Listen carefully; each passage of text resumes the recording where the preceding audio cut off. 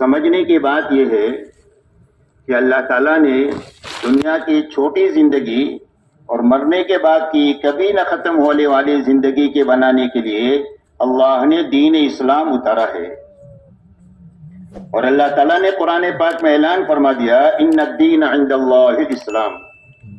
فرمایا زندگی گزارنے کا جو پاکیزہ طریقہ اللہ کے یہاں پسندیدہ ہے وہ صرف دین اسلام ہے. جو اسلام کے علاوہ اور راستے پر چل کر آئے گا اس کی آخرت بھی اجڑ جائے گی اور آخرت کے راستے سے دنیا بھی اجڑ جائے گی.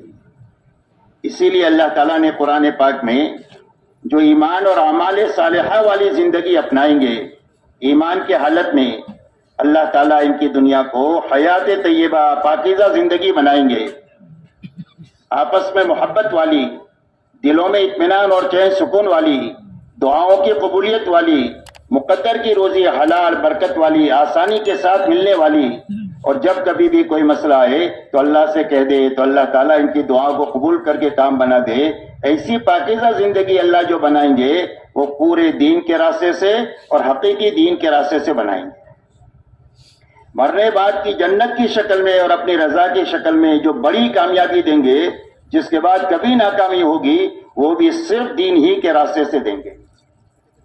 اسی کے مقابلے میں اللہ تعالیٰ نے قرآن پاک میں دوسری آیت میں یہ فرمایا کہ جو ہماری اطاعت سے اور ہمارے ذکر سے اور ہمارے احکامات سے منہ موڑ کر زندگی گزاریں گے، فرمایا ہم ان کی زندگیوں کو تنگ کر دیں گے. چاہے دنیاوی اعتبار سے کتنے ہی زیادہ وسائل کے کیوں مالک نہ ہو، لیکن زندگی اتنی تنگ ہو جائے گی کہ جینے کے بجائے مرنے کو پسند کریں گے اور یہ خودکشیاں کریں گے. یہ دنیا کی زندگی کو تنگ بنائیں گے اور قیامت کے دن فرمایا اس کو اندھا اٹھائیں گے. وہ اللہ سے کہے گا کہ اللہ میں تو بینا تھا، مجھے کیوں اندھا اٹھایا؟ اللہ فرمائیں گے کہ تمہارے پاس میں ہماری نشانیاں آئی، ہمارے احکامات آئے، تم نے ان کو بھلا دیا، آج کے دن تم کو بھی بھلا دیا جائے گا. اسی لیے جو جہنم سے یہ اللہ کو پکارے گا تو اللہ کی طرف سے جواب ملے گا اخسؤوا فیہا ولا تکلمون، ذلت کے ساتھ پڑے رہو، ہم سے بات نہ کرو. اس لیے میرے دوستو بنیادی بات جو سمجھنے کی ہے اور پوری امت کو اور امت کے راستے سے انسانیت کو سمجھانے کی ہے کہ اللہ کے یہاں سے دنیا اور آخرت کے بنانے کا ایک ہی راستہ ہے اور وہ صرف دین اسلام کا ہے.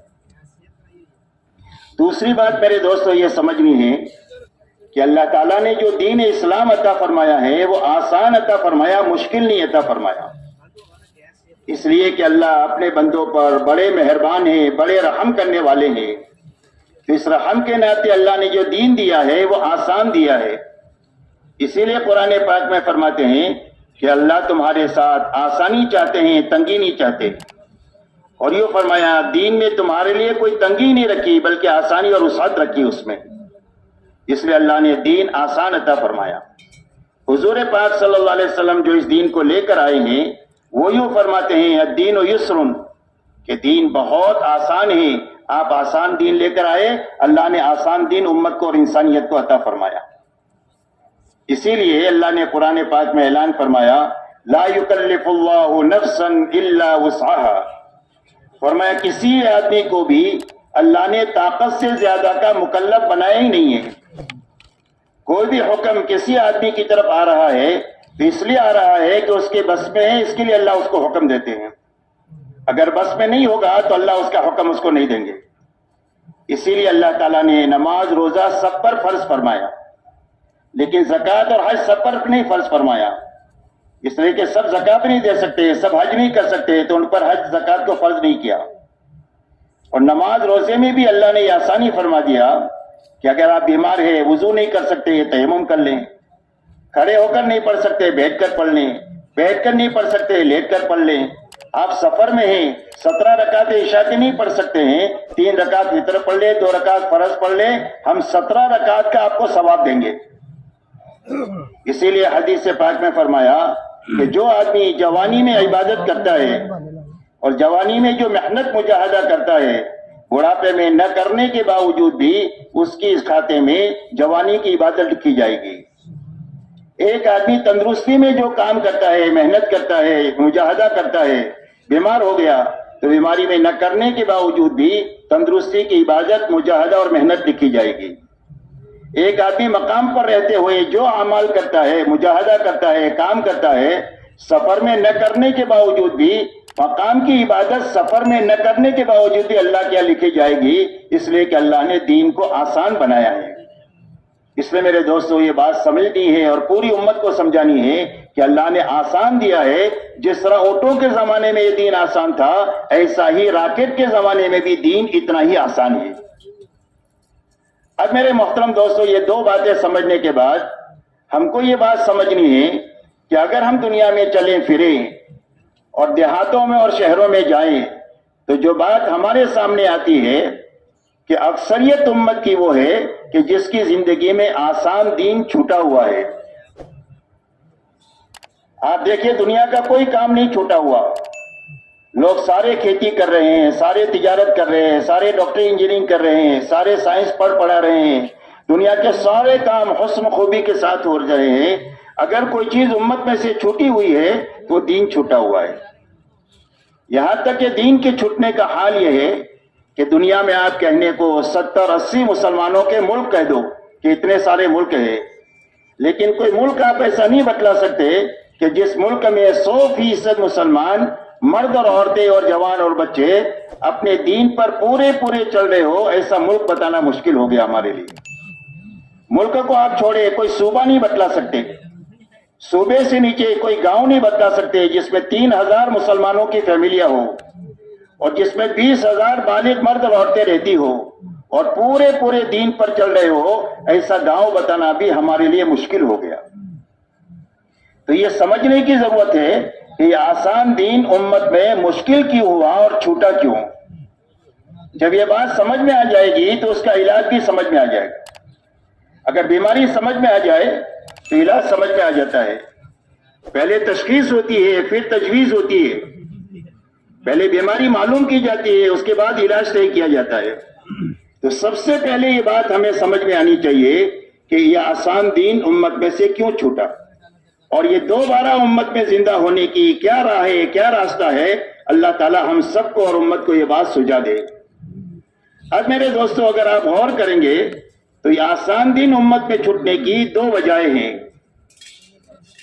ایک یقین کی خرابی ہے اور ایک ماحول کی خرابی ہے۔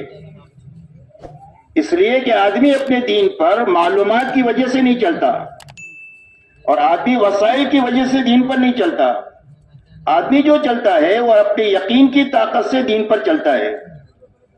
تو پہلی بیماری ہماری اور امت کی یہ ہے کہ ایمان اور یقین کے اندر میں کمزوری آئی، جس کی وجہ سے دین آسان تھا وہ مشکل ہو گیا۔ دوسری وجہ میرے دوستو ماحول کی خرابی ہے کہ گھر سے لے کر عالم کا ماحول دین کے لیے معاون بننے کے بجائے دنیا کے لیے معاون ہے اور بے دینی کے لیے معاون ہے۔ اور ماحول کا اثر ایسا ہوتا ہے جیسا کہ موسم کا اثر ہوتا ہے۔ سردی آئے تو سب کو سردی لگے گی، گرمی آئے تو سب کو گرمی لگے گی، بادشاہ کو بھی لگے گی، فقیر کو بھی لگے گی، امام صاحب کو بھی لگے گی، مقتدی کو بھی لگے گی۔ تو جس طرح موسم کا اثر ہے ایسا ہی ماحول کا اثر ہے۔ اگر ماحول میں اچھائیاں کثرت سے ہو، عام ہو، تو اچھائیوں کی طرف طبیعتیں چلے گی، اور اگر ماحول میں برائی عام ہو جائے تو طبیعتیں برائی پر چلے گی۔ اس لیے ایک حصی مثال سے اس کو سمجھا جا سکتا ہے کہ ایک عطار نے اپنی بیٹی کو چمڑے کے بیپاری کے یہاں بیاہا، تو دلہن اپنے سسرال میں جا کر اپنی ساس سے یوں کہتی ہے کہ اماں جان تمہاری محل میں تو اور تمہارے فضا میں تو میں 5 دن بھی نہیں جی سکوں گی، مر جاؤں گی، اتنی بدبو ہے تمہارے ماحول میں۔ تو اس کی ساس نے یہ کہا کہ بیٹا تھوڑی صبر کر لے، سب ٹھیک ہو جائے گا۔ ہفتہ 10 دن ہو گیا تو لڑکی کہنے لگی اماں جان آپ نے میری بزرگی اور کرامت دیکھی، جب تمہارے ماحول میں آئی تھی تو کتنی گندی تھی اور کتنی بری فضا تھی اور بدبو تھی، اور میرے آنے کی وجہ سے وہ ساری بدبو ختم ہو گئی۔ تو اس کی ساس نے یہ کہا کہ بدبو نہیں ختم ہوئی، تیرے سونگنے کی طاقت ختم ہو گئی۔ یہ ماحول کا اثر ہے حصی، کہ جب ماحول برا ہوتا ہے تو اس کے اثرات یہ ہوتے ہیں، اور اچھے ہوتے ہیں تو اس کے اثرات یہ ہوتے ہیں۔ اس لیے میرے دوستو اگر ہم یہ چاہتے ہیں کہ دین ہمارے لیے آسان ہو جائے اور ہماری نسلوں کے لیے آسان ہو جائے اور ہمارے عورتوں اور بچوں کے لیے آسان ہو جائے، تو اس کے لیے ایک ہی راستہ ہے۔ ایک تو یقین بننا چاہیے ہر فرد امت کا، اور دوسرا گھر سے لے کر عالم کا ماحول بننا چاہیے۔ اب یقین کے بننے کے کیا معنی ہے؟ یقین کے بننے کے معنی یہ ہے کہ دو لائن کا یقین بننا چاہیے. ایک اللہ کی ذات اور صفات کا یقین کہ اللہ اپنی ذات میں بھی بڑے اور اللہ اپنی صفات میں بھی بڑے. اللہ پالنے والے بڑے، حفاظت کرنے والے بڑے، مارنے والے بڑے، زندگی دینے والے بڑے، پکڑنے والے بڑے، معاف کرنے والے بڑے، اور اللہ اپنی ذات میں بھی بڑے اتنے کہ دنیا کے سارے درخت قلم بن جائے اور سارے سمندر روشنائی بن جائے اور سارے اولین اور آخرین اللہ کی بڑائی کو لکھنا شروع کرے تو یہ درخت کی قلمیں ختم ہو جائے گی، سمندروں کا پانی ختم ہو جائے گا. اللہ اکبر، اللہ اس سے بھی بڑے.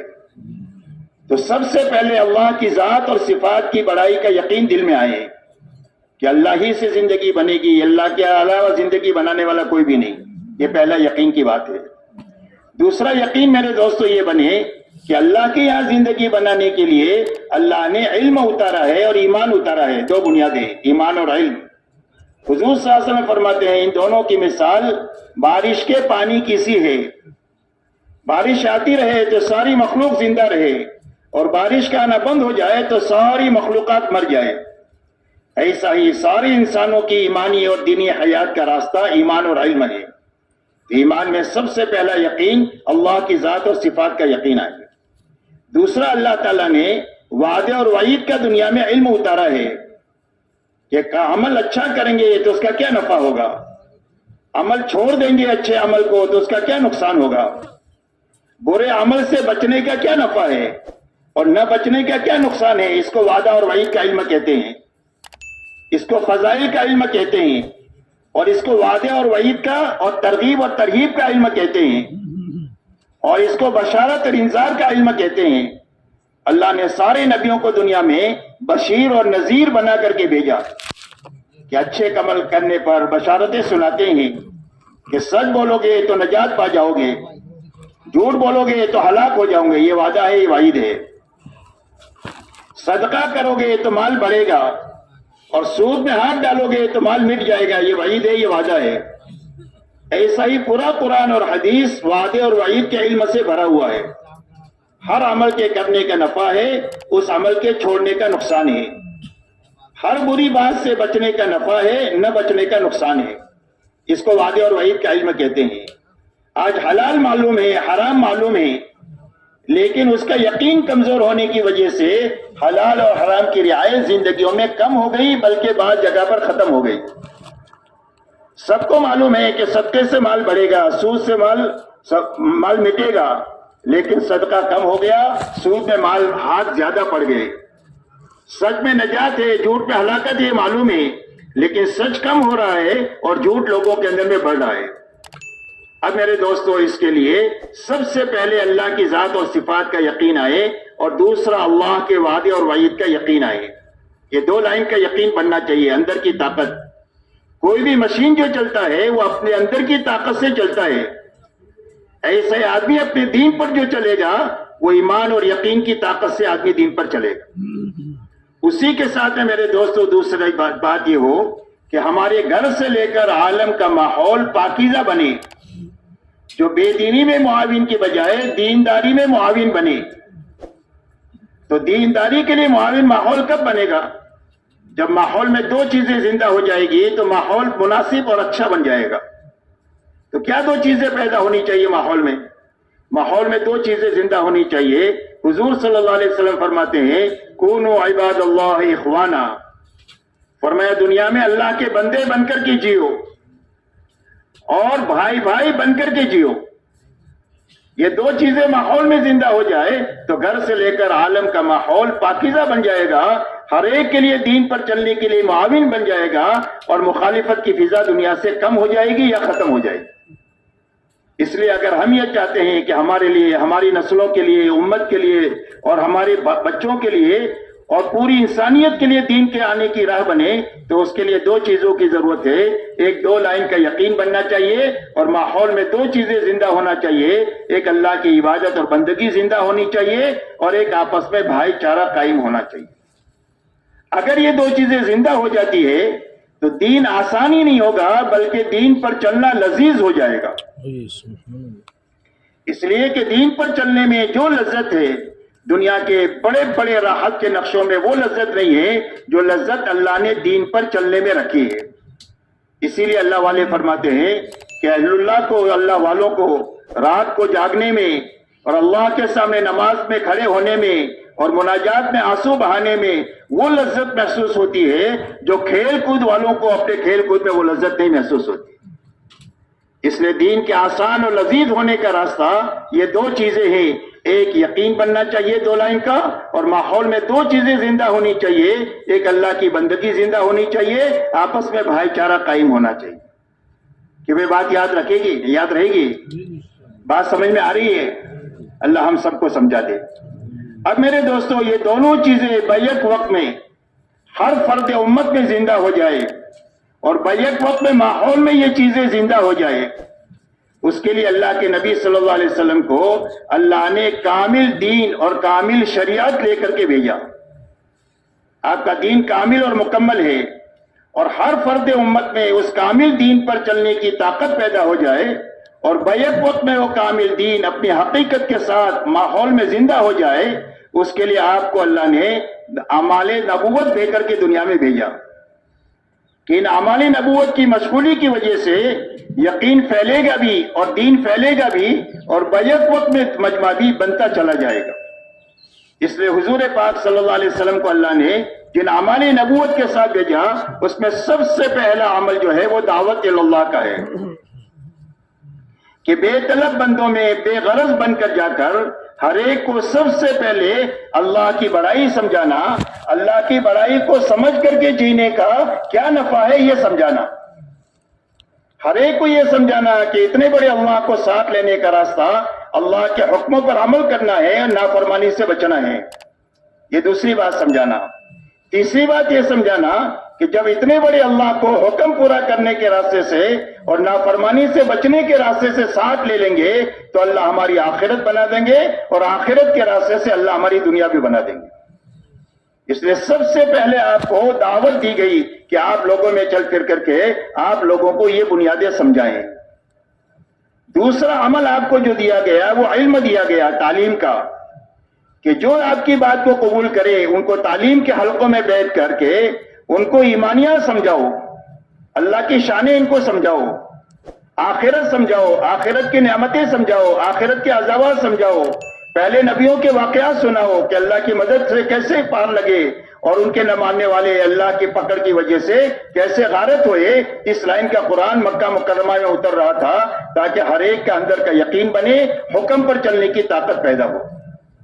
اس لیے آپ کو دوسری بنیاد تعلیم کی دی گئی اور اس کے لیے قرآن پاک کو اللہ تعالیٰ نے اتارا، اور جیسے جیسے استعداد پیدا ہوتی گئی ایسے قرآن اترتا گیا، اور جیسے جیسے استعداد پیدا ہوتی گئی اللہ کے احکامات آتے گئے، اور 23 سال میں استعداد مکمل ہوئی، 23 سال میں قرآن کا اترنا مکمل ہوا، اور 23 سال میں قرآن پر عمل بھی مکمل ہو گیا.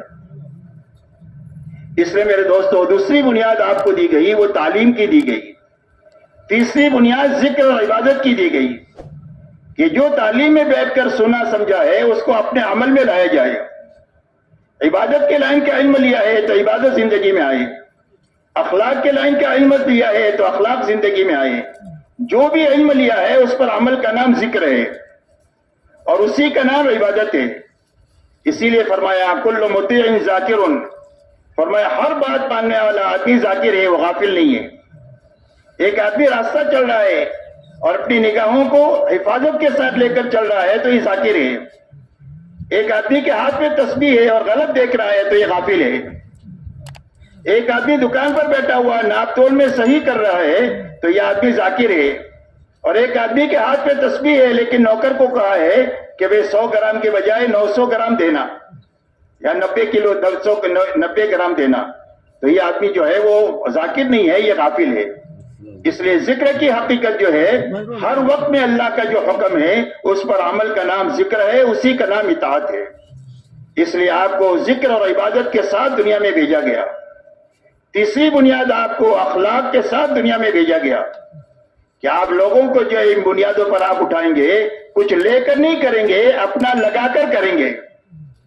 لوگوں کی خدمت لے کر نہیں کریں گے، لوگوں کی خدمت کر کے ہی آپ کریں گے. اس لیے یہ اعمال نبوت ہے یہ اعمال تربیت ہے، یہ اعمال ہدایت ہے. ان اعمال میں لگنے کی برکت سے 2 لائن کا نفع ہوگا، بیک وقت میں آدمی بھی بنے گا، بیک وقت میں ماحول بھی بنے گا. اسی لیے حضور پاک علیہ الصلوۃ والسلام نے جو آپ کی دعوت پر ایمان میں آیا، آپ نے ان سب کو ان اعمال سے گزارا کہ ہر آدمی داعی بن کر کے دنیا میں جیے. مکہ مکرمہ کی 13 سالہ زندگی میں انفرادی دعوت کا نظام تھا. مدینہ منورہ کی 10 سالہ زندگی میں اجتماعی دعوت کا نظام قائم ہوا، اور 10 سالہ زندگی میں 25 سے 27 سفر حضور صلی اللہ علیہ وسلم نے فرمائے، اور اپنے صحابہ سے تقریباً قریب اور دور کے کم زیادہ وقت کے لیے 150 سفر کرائے. تو آپ نے اپنے ساتھ امت کے ہر ایک فرد کو ایک تو دعوت میں لیا، دوسرا آپ نے ہر فرد امت کو دین کے سیکھنے اور سکھانے میں لگایا کہ ہر ایک سیکھے اور سکھائے. ایک آدمی نے سورہ فاتحہ سیکھ لیا ہے تو جو نہیں جانتا اس کو سکھائے. ایک آدمی نے سورہ اخلاص سیکھ لیا ہے، جس نے نہیں سیکھا ہے اس کو سکھلائے. سیکھے اور سکھائے، یہ حضور صلی اللہ علیہ وسلم کا دوسرا عمل ہے جس پر آپ نے ہر ایمان والے کو مشغول فرمایا.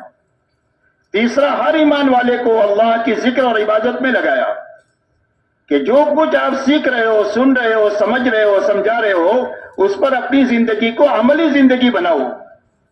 عبادت کو سیکھ رہے ہو، سکھا رہے ہو تو اپنی زندگی میں عبادت کے ساتھ جیو. ذکر کو کہہ رہے ہو، سن رہے ہو تو اپنی زندگی میں ذکر کو لاؤ. تلاوت کی بات کہہ رہے ہو تو تلاوت کو اپنی زندگی میں لاؤ. غرض یہ کہ اپنی زندگی کو عملی زندگی بناتے ہوئے چلو. یہ تیسری بنیاد جو آپ نے امت میں زندہ فرمائی اور ہر فرد امت کو اس میں لگایا.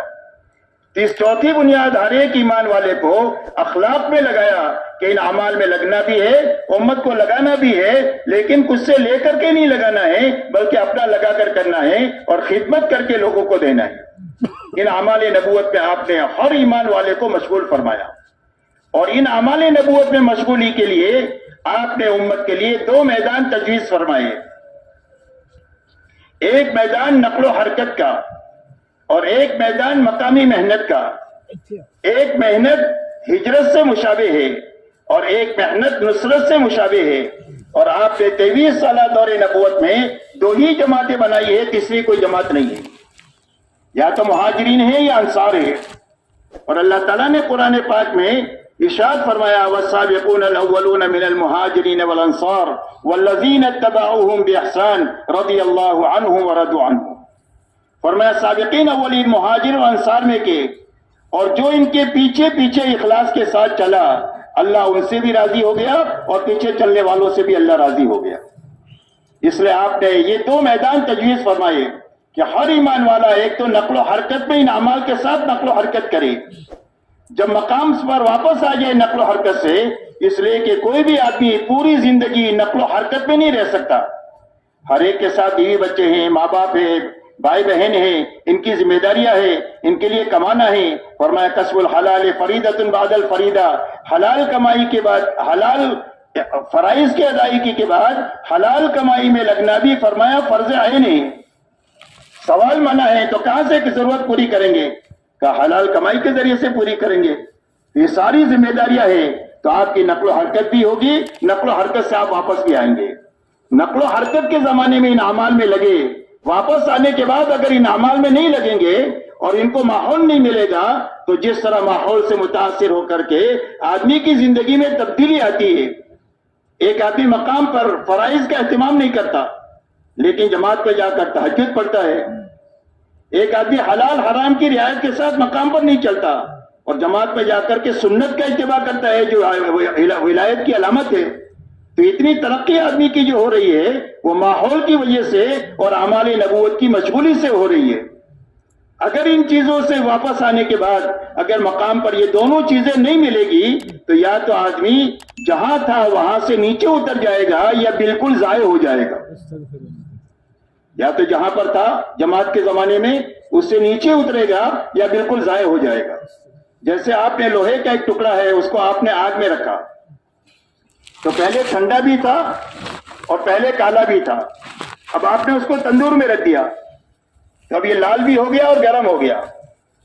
اب اگر اس سے آپ باہر نکال کر کے ٹھنڈی جگہ میں رکھیں گے تو تھوڑی دیر کے بعد یہ پھر کالا بھی ہو جائے گا اور تھوڑی دیر کے بعد میں یہ ٹھنڈا بھی ہو جائے گا. کیوں بھائی ایسی بات ہے کہ بھائی یہی ہوگا؟ کیوں بھائی بات سمجھ میں آ رہی ہے میں جو کہہ رہا ہوں؟ بہت آسان بات کر رہا ہوں، اللہ ہم سب کے لیے آسان فرما دے۔ اس کے لیے پوری بات کو من و عن سمجھنا ہے تاکہ اللہ تعالیٰ ہم سب کو جو کام دیا ہے وہ صحیح طریقے سے اور پوری طریقے سے کرنے کی اللہ ہم کو توفیق دے، تاکہ اللہ ہمیں بھی بنا دے اور ہماری برکت سے اللہ عالم کو بھی صحیح رخ پر ڈال دے۔ اس لیے میرے دوستو ہر بات کو اچھی طرح سمجھنا ہے۔ اب میرے دوستو اس کو گرم کا گرم رکھنے کا کیا راستہ کہ یہ گرم ہی رہے اور یہ کالا نہ ہو بلکہ یہ لال ہی رہے؟ تو اس کا ایک ہی راستہ ہے کہ ایک تندور میں سے نکال کر دوسرے تندور میں رکھ دیتے۔ اگر آپ ایک تندور میں سے نکال کر دوسرے تندور میں رکھیں گے تو یہ کالا بھی نہیں ہوگا اور یہ ٹھنڈا بھی نہیں ہوگا، بلکہ گرم کا گرم رہے گا، بلکہ یہ پگھلنے کے قریب ہو جائے گا۔ اتنی اس کی حرارت میں بھی تیزی آئے گی، اس کی لال پن میں بھی تیزی آئے گی۔ اسی لیے ہماری محنت میں یہ محنت کے دو رخ ہیں، ایک نقل و حرکت کا رخ ہے اور ایک مقامی محنت کا رخ ہے کہ جب نقل و حرکت سے واپس آئے تو انہی اعمال میں اپنے آپ کو مشغول کرے۔ فرق صرف اتنا ہے کہ جماعت میں نکل کر پوری یکسوئی کے ساتھ ان اعمال میں لگنا ہوتا ہے، مقام پر آ کر کے اپنے گھر کاروبار کی رعایت کے ساتھ اس محنت میں اپنے وقت پر لگنا ہوتا ہے۔ لیکن جب اپنے وقت پر لگے گا تو جو ترقی جماعت میں ہوتی تھی اتنی ہی ترقی اس کو مقام پر ہوتی رہے گی، اس لیے کہ مقام پر مجاہدہ زیادہ ہے نکلنے کے بجائے۔ نکلنے میں جو مجاہدہ ہے وہ صرف آپ کے لاہور یا کراچی کے ایئرپورٹ کے چھوڑنے کا مجاہدہ ہے۔ جب آپ نے لاہور کا ایئرپورٹ چھوڑ دیا یا آپ نے کراچی کا لاہور چھوڑ دیا تو اب ساری رکاوٹیں ختم ہو گئی، نہ بیوی ہے، نہ بچے ہیں، نہ کاروبار ہے، نہ لینا ہے، نہ دینا ہے، کچھ نہیں ہے۔ اب جماعت میں یا تو مسجد کی چھت ہے یا اس کا فرش ہے۔ اب سارے کام کرنا اور پوری زندگی پورے اوقات میں کرنا یہ آسان ہو جاتا ہے، اس لیے کہ کوئی رکاوٹ نہیں۔ لیکن جب واپس آتا ہے آدمی تو ساری چیزیں ایسا منہ کھولے کھڑی رہتی ہے۔ ہم دیکھتے ہیں کہ تیرے بازو میں کتنا دم ہے، تو کہتا تھا اللہ کرتا ہے، اللہ کرتا ہے، اللہ کرتا ہے۔ اب دیکھتے ہیں کہ تیری بات میں کتنا وزن ہے۔ ایک طرف بیوی ہے، ایک طرف بچے ہیں، ایک طرف کاروبار ہے، ایک طرف لینا ہے، ایک طرف دینا ہے، ایک طرف نوکر ہے، ایک طرف سیٹ ہے۔ یہ سارے تقاضے مقام پر ہوتے ہیں۔ اب ان تقاضوں کے بیچ میں جب آدمی اپنے وقت اپنے اعمال پر، انفرادی اجتماعی اعمال پر قائم رہے گا تو یہ ضائع نہیں ہوگا، نیچے نہیں اترے گا، بلکہ جہاں تھا اس سے زیادہ ترقی کرے گا۔ اس لیے کہ رکاوٹوں کے باوجود کام پر کھڑا ہونا اس میں آدمی کی ترقی زیادہ ہے بقدر آسانی کے ساتھ عمل میں لگنے سے۔ یہ بات سمجھ میں آ رہی بھائی؟ اس لیے محنت کے یہ دو رخ دیے گئے کہ ایک تو نقل و حرکت کرے اور نقل و حرکت سے واپس آ جائے تو اپنے گھر کاروبار کی رعایت کے ساتھ جو اعمال دیے گئے ہیں ان اعمال کو اپنے وقت پر کرنے کے لیے جو اپنی دنیا کو آگے پیچھے کرنا پڑے اس کو آگے پیچھے کرے، اپنی خواہش کو توڑنا پڑے تو اس کو توڑے اور اس کو وقت پر کرے، تو وہی ترقی ہوگی جو جماعت میں نکل کے ہوگی۔ اس لیے کہ میرے دوستو یہ محنت چلے 4 مہینے، سال 7 مہینے کے لیے نہیں ہے، بلکہ پوری زندگی کے لیے ہے کہ کام پر جیے اور کام پر مرے۔ اسی لیے فرمایا وَاعْبُدْ رَبَّكَ حَتَّىٰ يَأْتِيَكَ الْيَقِينُ، فرمایا اللہ کی اطاعت اور کام میں لگے رہو، کب تک؟ فرمایا موت تک۔ دوسری جگہ پر فرمایا لَا تَمُوتُنَّ إِلَّا وَأَنْتُمْ مُسْلِمُونَ، اللہ فرماتے مسلمان ہو کر کے مریو۔ تو مسلمان ہو کر کون مرے گا؟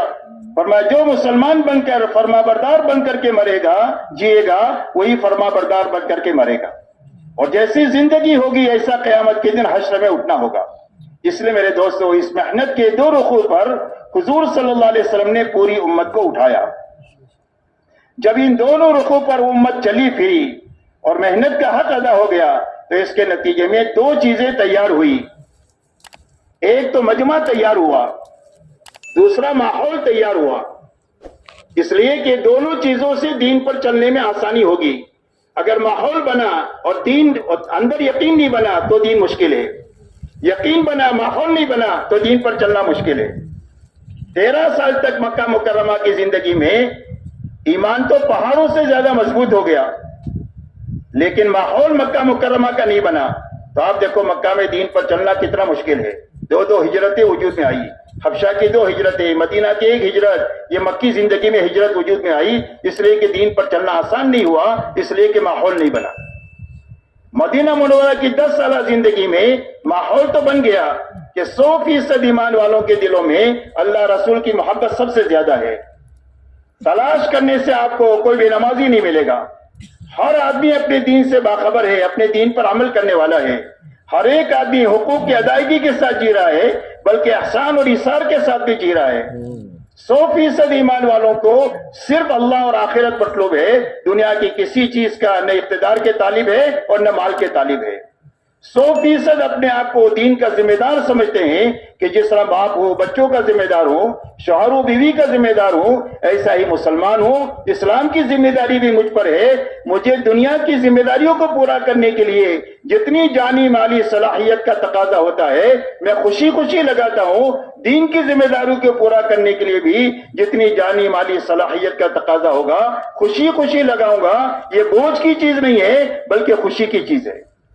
اسی لیے حضور صلی اللہ علیہ وسلم کے زمانے میں محنت کا یہ رخ تھا کہ جب کوئی تقاضا آتا تھا تو اس تقاضے کو پورا کرنے کے لیے نماز کے عنوان پر ایمان والوں کو جمع کر دیا جاتا۔ وہ تقاضا ان کے پر رکھ دیا گیا تو اس میں ایک مجمع وہ ہے جن کے پاس سواری بھی ہے اور توشہ بھی ہے، تو تقاضے پر چلے گئے۔ بڑا مجمع وہ ہے جن کے پاس سواری بھی نہیں ہے توشہ بھی نہیں ہے۔ حضور صلی اللہ علیہ وسلم کے پاس اتنا مال نہیں ہے کہ جو ان کو سوار بھی کر سکے اور ان کو توشہ بھی دے سکے، تو جانے والے چلے گئے اور جو رہ گئے قرآن ان کے بارے میں کہہ رہا ہے کہ اس حالت میں واپس لوٹے ہیں کہ ان کے آنسوؤں سے آنکھوں سے آنسو جاری ہے کہ کرنے کا کام آیا تھا، یہ مجمع چلا گیا اور ہم رہ گئے۔ آپ نے فرمایا کہ یہ رونے والے ان جانے والوں کے ساتھ ہے۔ اللہ جو اکرام جانے والوں کا کریں گے وہی اکرام اللہ ان رونے والوں کو کریں گے، اس لیے کہ اللہ کی نگاہ آدمی کے دل پر ہوتی ہے کہ دل کا کیا جذبہ ہے، اس پر اللہ کا معاملہ آدمی کے ساتھ ہوتا ہے۔ اس لیے میرے دوستو مدینہ منورہ میں ایسا پاکیزہ ماحول بننے کے باوجود وہاں پر ایک مجمع تھا، منافقین کا ٹولہ تھا کہ جن کا یقین نہیں بنا۔ تو آپ دیکھو اس ماحول میں ان کے لیے دین پر چلنا آسان نہیں ہوا بلکہ نفاق پر جیے اور نفاقی پر مرے۔ اس لیے میرے دوستو بنیادی بات سمجھنے کے لیے ہے کہ دین کے آسانی کی یہ دو بنیادیں ہیں، ایک یقین بننا چاہیے دو لائن کا، دوسرا گھر سے لے کر عالم کا ماحول بننا چاہیے۔ یقین میں اللہ کی ذات اور صفات کا یقین بننا چاہیے، اللہ کے وعدے اور وعید کا یقین پیدا ہونا چاہیے، ماحول میں عبادت اور بندگی زندہ ہونی چاہیے اور ماحول میں بھائی چارہ زندہ ہونا چاہیے، اور یہ دونوں چیزوں کے زندہ کرنے کے لیے اعمال نبوت ہے، دعوت ہے، تعلیم ہے، عبادت ہے اور اخلاق ہے۔ اور ان اعمال نبوت کو قائم کرنے کے لیے دو میدان آپ نے تجویز فرمائے، ایک میدان نقل و حرکت کا ہے، ایک مقام جو ہے وہ مقامی محنت کا ہے جو نصرت سے مشابہ ہے، نقل و حرکت ہجرت سے مشابہ ہے۔ آپ نے 23 سالہ دو جماعتیں بنائی تو تیسری کوئی جماعت نہیں ہے، یا مہاجرین ہے یا انصار ہے۔ اللہ نے قرآن میں فرمایا والسابقون الاولون من المہاجرین والانصار، فرمایا اللہ تعالیٰ جو سابقین اولین ہیں مہاجر و انصار میں کے اور جو ان کے پیچھے پیچھے چلنے والے ہیں اللہ ان سے بھی راضی ہو گیا اور پیچھے چلنے والوں سے بھی راضی ہو گیا۔ میرے محترم دوستو یہ امت کو بنانے کی محنت کی بنیادیں ہیں۔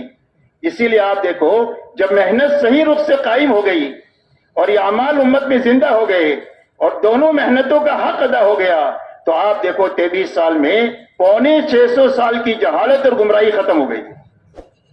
حضرت عیسیٰ علیہ السلام اور حضور صلی اللہ علیہ وسلم کے بیچ میں 650 سال کا زمانہ ہے، کوئی نبی نہیں آئے دنیا میں، تو انسانوں میں جہالت آخری درجے کی اور اس میں گمراہی آخری درجے کی، اور یہ جہالت اور گمراہی صرف 23 سال میں ختم ہو گئی، اور 23 سال کے میں ختم ہو کر ایک مجمع بھی بن گیا اور ایک ماحول بھی قائم ہو گیا۔ مجمع ایسا بن گیا کہ جن کے بارے میں حضور صلی اللہ علیہ وسلم نے ارشاد فرمایا اصحابی کالنجوم بأیہم اقتدیتم اہتدیتم، میرے سارے صحابہ ستاروں کے مانند ہے، جن کے پیچھے بھی تم چلو گے وہ تم کو اللہ تک اور جنت تک پہنچا دیں گے۔ ایسا بہترین مجمع تیار ہوا، ایک ایک صحابی اس استعداد کا کہ اگر پوری امت ایک کے پیچھے چلے تو وہ ایک پوری امت کو پہنچا دے اللہ تک اور جنت تک۔ دوسرا میرے دوستو ماحول قائم ہوا، جس ماحول کے بننے کے نتیجے میں پوری دنیا کو دعوت دی گئی کہ اسلام سمجھنا ہے تو اس مجمع کو دیکھ کر سمجھو، اور اسلام سیکھنا ہے تو یہاں مدینہ منورہ میں آ کر کے سیکھو۔ 2 ہفتے کے لیے جماعت مدینہ منورہ آتی تھی اور دین کی سمجھ حاصل کر کے واپس چلی جاتی تھی، اس لیے کہ جو بات سمجھائی جا رہی ہے وہ بات پوری عمل میں ہے تو سمجھنا آسان ہو جاتا ہے ماحول کی وجہ سے۔ اس لیے میرے دوستو یہ بنیاد ہے امت کے سنبھلنے کی. جب یہ قائم ہوئی تو یہ دونوں کام ہو گئے جس کے نتیجے میں انسانیت کا سویا ہوا نصیب جاگ گیا. کروڑوں کروڑوں انسان ہدایت کی طرف آئے ہیں. ان دو بنیادوں کی وجہ سے آئے ہیں, ایک مجمع کی وجہ سے آئے ہیں اور ایک ماحول کی وجہ سے آئے ہیں. اسی لیے میرے دوستو خلافت راشدہ کے صرف 30 سالہ دور میں, نبوت کا زمانہ 23 سال کا زمانہ ہے, اس کے بعد خلافت راشدہ کا 30 سالہ دور نبوت دور خلافت ہے. 53 سال کے عرصے میں دنیا کے کونے کونے میں حق بلند ہو گیا اور کفر نیچا ہو گیا, باطل زیر ہو گیا اور حق دنیا کے اندر میں گھر گھر میں پہنچا. اتنا بڑا کام ہوا, اس کی بنیاد میرے دوستو یہ اعمال نبوت ہے اور اس کے لیے محنت کے یہ 2 رخ ہے جس رخ پر آپ نے پوری امت کو اٹھایا ہے. اس لیے میرے محترم دوستو اللہ نے ایک بڑا کام ہمارے زمانے میں دیا ہے. امت پر رحم فرما کر اور انسانیت پر رحم فرما کر اللہ نے یہ بڑا کام عطا فرمایا ہے. مولانا الیاس صاحب کے ملفوظ میں کہیں پر یہ بات ہے کہ اگر کام کا یہ صحیح رخ قائم ہوا تو آنے والی صدیوں میں انسانیت کی ہدایت کا راز اس محنت پہ چھپا ہوا ہے. اور اس کام کو جب اللہ تعالیٰ نے ان کے دل پر کھولا اور انہوں نے اس کام کے کرنے کا ارادہ کیا تو وہ فرمایا کرتے تھے کہ اللہ نے مجھے کار نبوت عطا فرمایا ہے اور میں اس کام کو نبوت کا کام سمجھ کر کر رہا ہوں, کار نبوت یقین کر کے اس کام کو کر رہا ہوں. اور یوں فرمایا کبھی کہ میں تو اس کام کو قرن اول کا ہیرا سمجھتا ہوں, اللہ نے مجھے قرن اول کا ہیرا عطا فرما دیا. اس لیے میرے دوستو سب سے پہلے کام کی سمجھ ہمارے اندر پیدا ہو. اور سمجھ کے کیا معنی ہے, یہ مولانا سے سمجھنا ہے. مولانا الیاس صاحب رحمۃ اللہ علیہ نے ایک مرتبہ مجمع سے بات کیا. بات کرنے کے بعد میں پوچھا کہ بات سمجھ میں آ گئی؟ تو مجمع نے کہا ہو سمجھ میں آ گئی. تو مولانا نے فرمایا کہ سمجھ میں نہیں آئی ہے, سننے میں آئی ہے. اور سمجھ میں آنا کس کو کہتے ہیں؟ اگر یہ سمجھنا ہے تو مسجد کے باہر چلے جاؤ اور وہاں جا کر کے دنیا داروں کو دیکھو جن کو دنیا سمجھ میں آئی ہے. کیا سمجھ میں آئی دنیا کو؟ دنیا والوں کو دنیا سمجھ میں آئی ہے. اور ایسی سمجھ میں آئی ہے کہ ہر کام والا اپنے کام میں پوری زندگی لگا رہا ہے اور ہر کام میں لگا رہا ہے, ہر حال میں لگا رہا ہے. کوئی تعریف کرے تو کرے, کوئی برائی کرے تو کرے, بارش ہو تو کرے, گرمی ہو تو کرے, سردی ہو تو کرے, ہر حال میں کرے, اس لیے کہ اس کو کام سمجھ میں آ گیا ہے. اس کو سمجھ کہتے ہیں. اور پھر فرمایا سمجھ کی بنیاد کیا ہے؟ فرمایا اس آدمی کا اپنے کام پر یقین ہے. ہر مشغلے والے کو یقین ہے کہ میری زندگی میں سوئی کی ضرورت پیش ہوگی تو میرے کاروبار سے آئے گی, میرے کام سے آئے گی. میرے بچے بڑے ہو جائیں گے, ان کی شادی کا خرچہ میرے کاروبار سے آئے گا, میرے کام سے آئے گا. مکان کی ضرورت ہوگی تو مکان یہیں سے آئے گا, گاڑی کی ضرورت ہوگی تو گاڑی یہیں سے آئے گی. میری ہر چھوٹی بڑی ضرورت میرے اس مشغلے سے آئے گی. یہ یقین اس کی استقامت کا سبب ہے. اس لیے میرے دوستو ہمارے دلوں میں سب سے پہلے یقین پیدا ہو کہ اللہ نے جو کام عطا فرمایا ہے یہ قرن اول کا ہیرا ہے, یہ حضور صلی اللہ علیہ وسلم کا کام ہے. جو کام اللہ تعالیٰ نے امت پر رحم فرما کر اور انسانیت کی رحم فرما کر اللہ نے عطا فرمایا ہے, اس کو سب سے پہلے اس کا یقین اپنے دل میں پیدا کرنا. اسی کے ساتھ میرے دوستو جب مولانا الیاس صاحب رحمۃ اللہ علیہ سے پوچھا گیا کہ آپ اس محنت سے چاہتے کیا ہیں,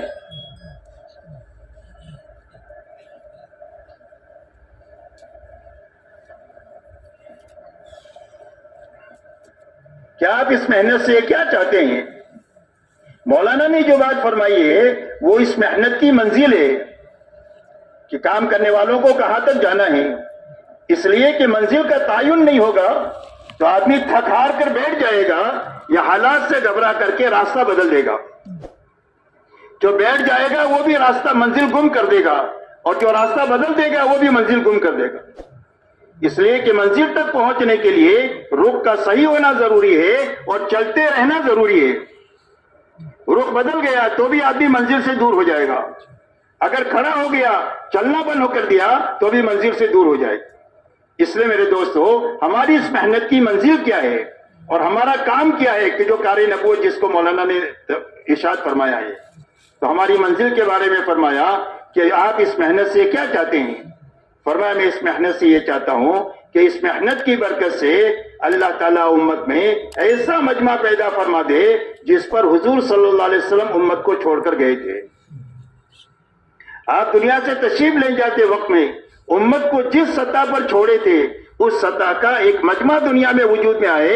جب اس سطح کا وہ مجمع دنیا میں وجود میں آئے گا اللہ اس مجمع کو ذریعہ بنائیں گے حق کو دنیا میں چلانے کا.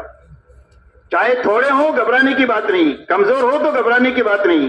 اگر تھوڑے ہوں گے اللہ اپنی قوت ان کے ساتھ کر کے ان کو قوی بنا دیں گے, اور اگر یہ کمزور ہوں گے تو اللہ اپنے لشکروں کو ان کے ساتھ کر کے زیادہ کر دیں گے.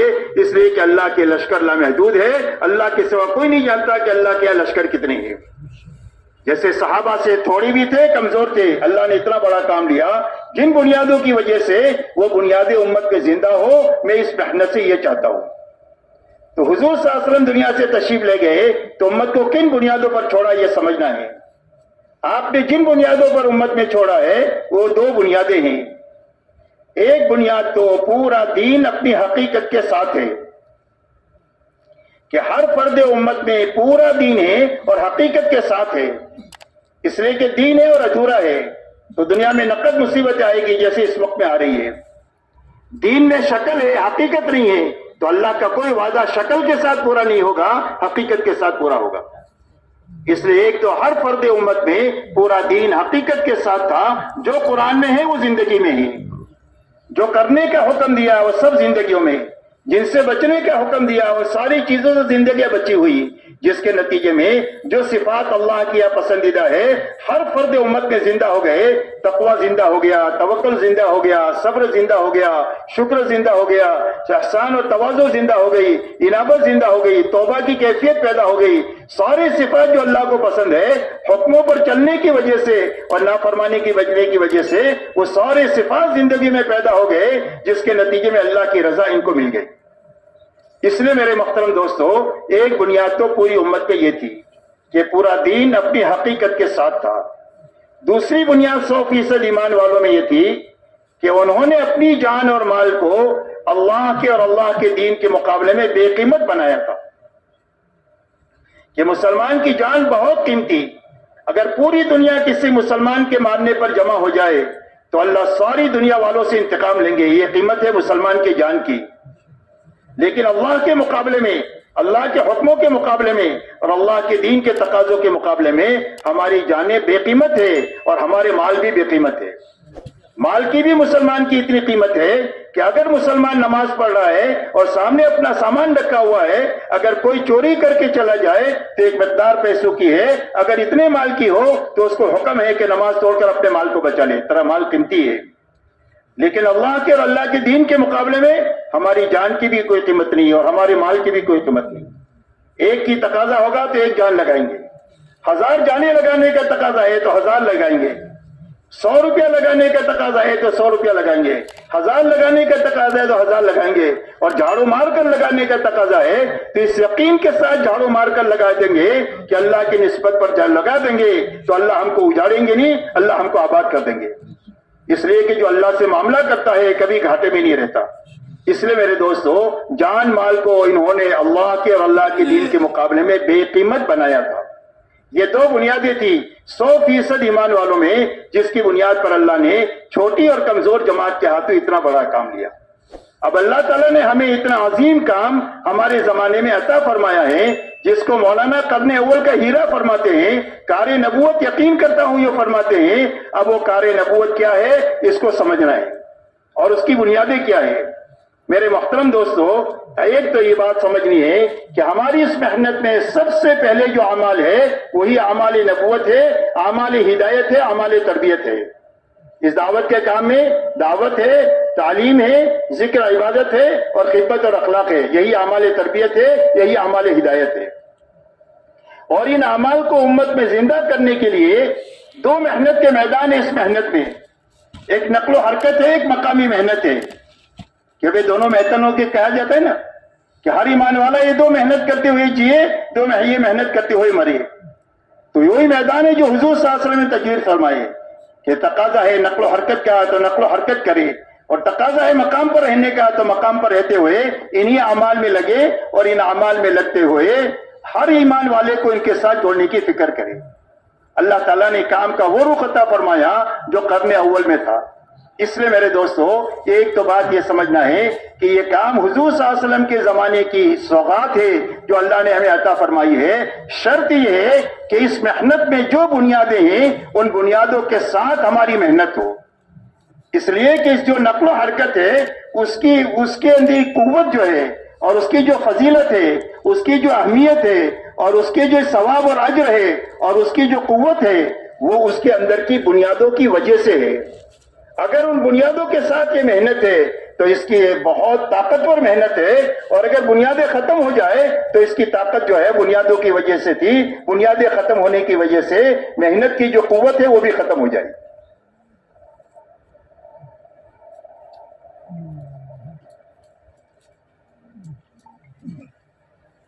اب میرے دوستو اس محنت میں سب سے پہلی بنیاد جو ہے نکلنے کی ہے.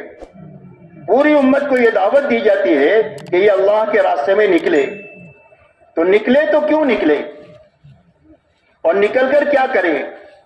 نکلنے کے لیے سب سے پہلے ہر نکلنے والے کو اور نکالنے کی محنت میں کسی کو دنیا کی بنیاد پر نہیں اٹھانا ہے کہ تیرا مقدمہ پھنسا ہوا ہے, تبلیغ میں چلا جا, مقدمے سے نکل جائے گا, یا تیرا جو ہے نا وہ کاروبار فیل ہو گیا ہے, تبلیغ میں چلا جا ٹھیک ہو جائے گا. یہ بنیادیں نہیں ہے ہماری تبلیغ کی.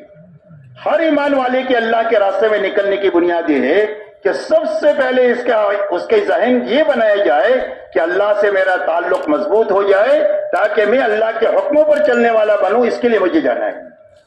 اللہ کے احکامات کی عظمت آ جائے, آخرت کا فکر آ جائے, اسی کو ذہن بنانا ہے, اسی کے لیے لوگوں کو تیار کرنا ہے.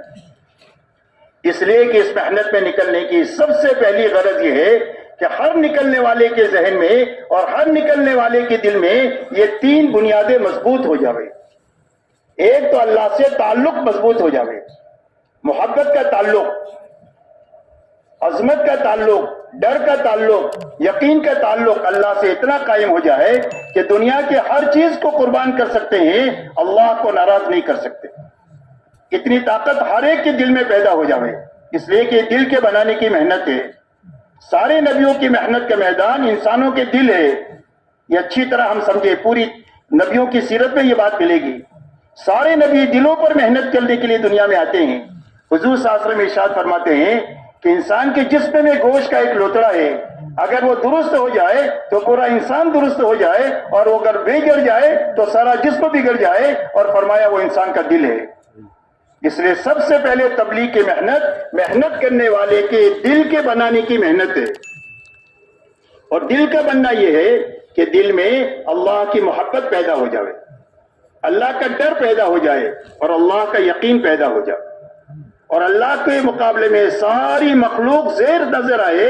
اگر مقابلے پر آ جائے تو سب کو ناراض کرنا آسان ہو جائے, اللہ کو ناراض کرنا ہمارے لیے مشکل ہو جائے. اتنا اللہ سے ہمارا تعلق بن جائے. دوسرا, دل میں اللہ کے حکموں کی عظمت پیدا ہو جائے اور دل کا رخ اللہ کے حکموں کی طرف ہو جائے کہ مال کے بڑے بڑے نقشوں کو اور اقتدار کے بڑے بڑے نقشوں کو توڑ سکتے ہیں, چھوڑ سکتے ہیں, لیکن اللہ کے حکم کو نہیں توڑ سکتے ہیں, اس لیے کہ اللہ بڑے اور اللہ کا حکم بڑا. تو دلوں کا رخ اللہ کے حکموں کی طرف ہو جائے. تیسری بات, ہمارے دلوں کا رخ آخرت کی طرف ہو جائے کہ ہمارے دل میں ہر وقت میں آخرت کا فکر رہے. کوئی بھی کام کرنے وقت میں یہ سوچے کہ میری آخرت گزرنی نہیں چاہیے, آخرت بننی چاہیے. یہ تین بنیادیں دل میں آ گئی تو یہ آدمی کا دل بن گیا, اور دل بن جائے گا تو دین بن جائے گا. اس لیے کہ زندگی میں بہت ساری رکاوٹیں ہیں جس کے بیچ میں آدمی جیتا ہے. قرآن پاک میں 8 چیزیں بتلائی ہے ہر آدمی جس کے ماتحت جیتا ہے. فرمایا تمہارے باپ, تمہارے بیٹے, تمہارے بھائی, تمہاری بیوی, تمہاری برادری, تمہاری تجارت, تمہارا مال, تمہارے مکانات. یہ 8 چیزیں گنائی ہے. ہر انسان ان 8 چیزوں کے بیچ میں رہتا ہے, اور پوری زندگی کبھی 8 چیزیں اللہ کے مقابلے میں آئے گی, کبھی حکم کے مقابلے میں آئے گی, کبھی آخرت کے اعمال کے مقابلے میں آئے گی. تو ہر انسان میں اتنی طاقت پیدا ہو جائے کہ اللہ کو آگے رکھ کر, حکم کو آگے رکھ کر اور آخرت کو آگے رکھ کر کے جینا آ جائے. یہ طاقت پیدا کرنے کا سب سے پہلے غرض ہے تبلیغ کی محنت سے. اب یہ تبلیغ میں یہ طاقت کب پیدا ہوگی؟ صرف پھرنے سے نہیں پیدا ہوگی, بلکہ پھرنے کے زمانے میں جو کرنے کے کام ہے, انفرادی بھی ہے, اجتماعی بھی ہے, دونوں لائن کے کام ہے. یہ چاروں اعمال نبوت میں انفرادی شکل بھی ہے، اجتماعی شکل بھی ہے. تو ان دونوں شکلوں کی پابندی کے ساتھ ہر دن گزارنا کہ انفرادی عمل بھی نہ چھوٹے، اجتماعی عمل بھی نہ چھوٹے. جو بچنے کی چیزیں ہیں سوال سے لے کر لایانی تک، ان ساری چیزوں سے بچتے ہوئے اپنا ہر دن گزارے. رات کو سونے سے پہلے ہر ساتھی، چاہے 3 دن کا ہو، چلے کا ہو، 4 مہینے کا ہو، سال کا ہو، 7 مہینے کا ہو، ہر آدمی اپنا محاسبہ کرے کہ آج کے دن کیا رہا، کیا چھوٹا. اگر سارے اعمال ہو گئے ہیں انفرادی اجتماعی تو اللہ کا شکر ادا کرے. اللہ ہمت دے تو صلاۃ شکر پڑھے. اور اگر کوئی عمل چھوٹا ہے، کمی ہوئی ہے، تو اس کی تلافی کر کے سوئے. اور اگر تلافی نہیں کر سکتا ہے، ایسا عمل چھوٹا ہے کہ جس کی تلافی ممکن نہیں ہے، تو سچا پکا توبہ استغفار کر کے سوئے. جب تک ہم اپنے آپ کو پابند نہیں بنائیں گے، اور جب تک کرنے کے کاموں پر خوشی نہیں ہوگی، اور چھٹنے کے کام کی تلافی نہیں ہوگی، اور تلافی نہ ممکن نہ ہونے کی وجہ سے استغفار کی کیفیت پیدا نہیں ہوگی، جب تک میرے دوستو ہماری تربیت مکمل نہیں ہوگی. ہماری تربیت کی یہ بنیادیں ہیں کہ جو انفرادی اجتماعی اعمال ہے دونوں کی پابندی کے ساتھ ہر دن گزرے. کرنے پر شکر ہو، نہ کرنے پر تلافی ہو، اور تلافی ممکن نہ ہو تو سچا پکا استغفار کرے. اس لیے کہ جس کام پر خوشی ہو اور جس کام کے چھٹنے کا غم ہو وہی کام ہوتا ہے. کہ کام کرنے کی خوشی ہوئی تو کام ہے، کام چھٹنے کا غم ہوا تو یہ کام ہے. اس لیے میرے دوستو سب سے پہلی بنیاد ہے کہ کرنے کے کام کرتے ہوئے انفرادی اعمال بھی اجتماعی اعمال بھی پابندی کے ساتھ اپنا ہر دن گزارنا. اب انفرادی اعمال اللہ والے فرماتے ہیں کہ یہ زندگیوں میں استقامت لانے کے لیے ہے کہ اللہ یاد رہیں گے انفرادی اعمال کی پابندی کی وجہ سے، اور اجتماعی اعمال کی برکت سے آدمی کی تربیت ہوگی. اور جو آدمی اس محنت سے بنے گا اور بنا ہوا چلے گا، اللہ اس سے قبولیت کے ساتھ کام لیں گے. اور یہی اصل ہے کہ کام لیا جائے قبولیت کے ساتھ لیا جائے. ورنہ جہاں تک دین کا کام لینے کا تعلق ہے، اللہ کبھی فاسق اور فاجر سے بھی لے لیتے ہیں، لیکن وہ فاسق فاجر کو ملے گا کچھ نہیں، کام ہو جائے گا. اس لیے کہ ساری دنیا اللہ کے لشکر ہے، جس سے چاہے اللہ کام لے لے. اس لیے میرے دوستو سب سے پہلی چیز کرنے کے سارے کام کرتے ہوئے اپنا ہر دن گزارنا ہے. بچنے کی ساری چیزوں میں سوال سے لے کر لایانی تک ہے کہ جتنی بچنے کی چیزیں ہیں ان ساری چیزوں سے بچتے ہوئے ہر دن گزارنا. جیسے علاج میں 2 چیزیں ہیں، دوائی کھانا، پرہیز کرنا. دوائی کھائی، پرہیزگری کیا تو دوا کام نہیں کرے گی. دوا کھانا اور پرہیز کرنا جب ہوگا تو علاج مکمل ہوگا. ایسا ہی تربیت کے تکمیل کے لیے کرنا اور بچنا ہے. یہ دونوں کی پابندی کے ساتھ ہر دن گزارنا، کرنے پر خوش ہونا، نہ کرنے پر اس کی تلافی کرنا، تلافی نہ ہو سکے تو اس کا توبہ استغفار سچا پکا کرنا تاکہ اللہ تعالیٰ استقامت کی نعمت سے نوازے. یہ سب سے پہلی بنیاد ہے. اور اس سے انسان کا دل بنے گا، اور دل بنے گا تو پورا دین بنے گا. دین کا تعلق دل کے بننے کے ساتھ ہے. جب دل بنے گا تو پورا دین حقیقت کے ساتھ زندگیوں کے اندر میں آتا چلا جائے گا. دوسری بنیاد میرے دوستو اس محنت میں یہ ہے کہ اس محنت کے راستے سے ہر محنت میں آنے والے کا فکر بدلے. اس لیے کہ آدمی کی محنت فکر کے تابع ہے. جیسی فکر ایسی محنت. فکر دنیا کا ہے اور محنت تبلیغ کی ہے. تو تبلیغ کیسی ہوگی؟ ادھوری تبلیغ ہوگی. یاد رکھنا، معاف کرنا مجھے، ادھوری تبلیغ. اور ادھوری تبلیغ سے ادھورے لوگ تیار ہوں گے. ادھوری تبلیغ سے ادھورے لوگ تیار ہوں گے.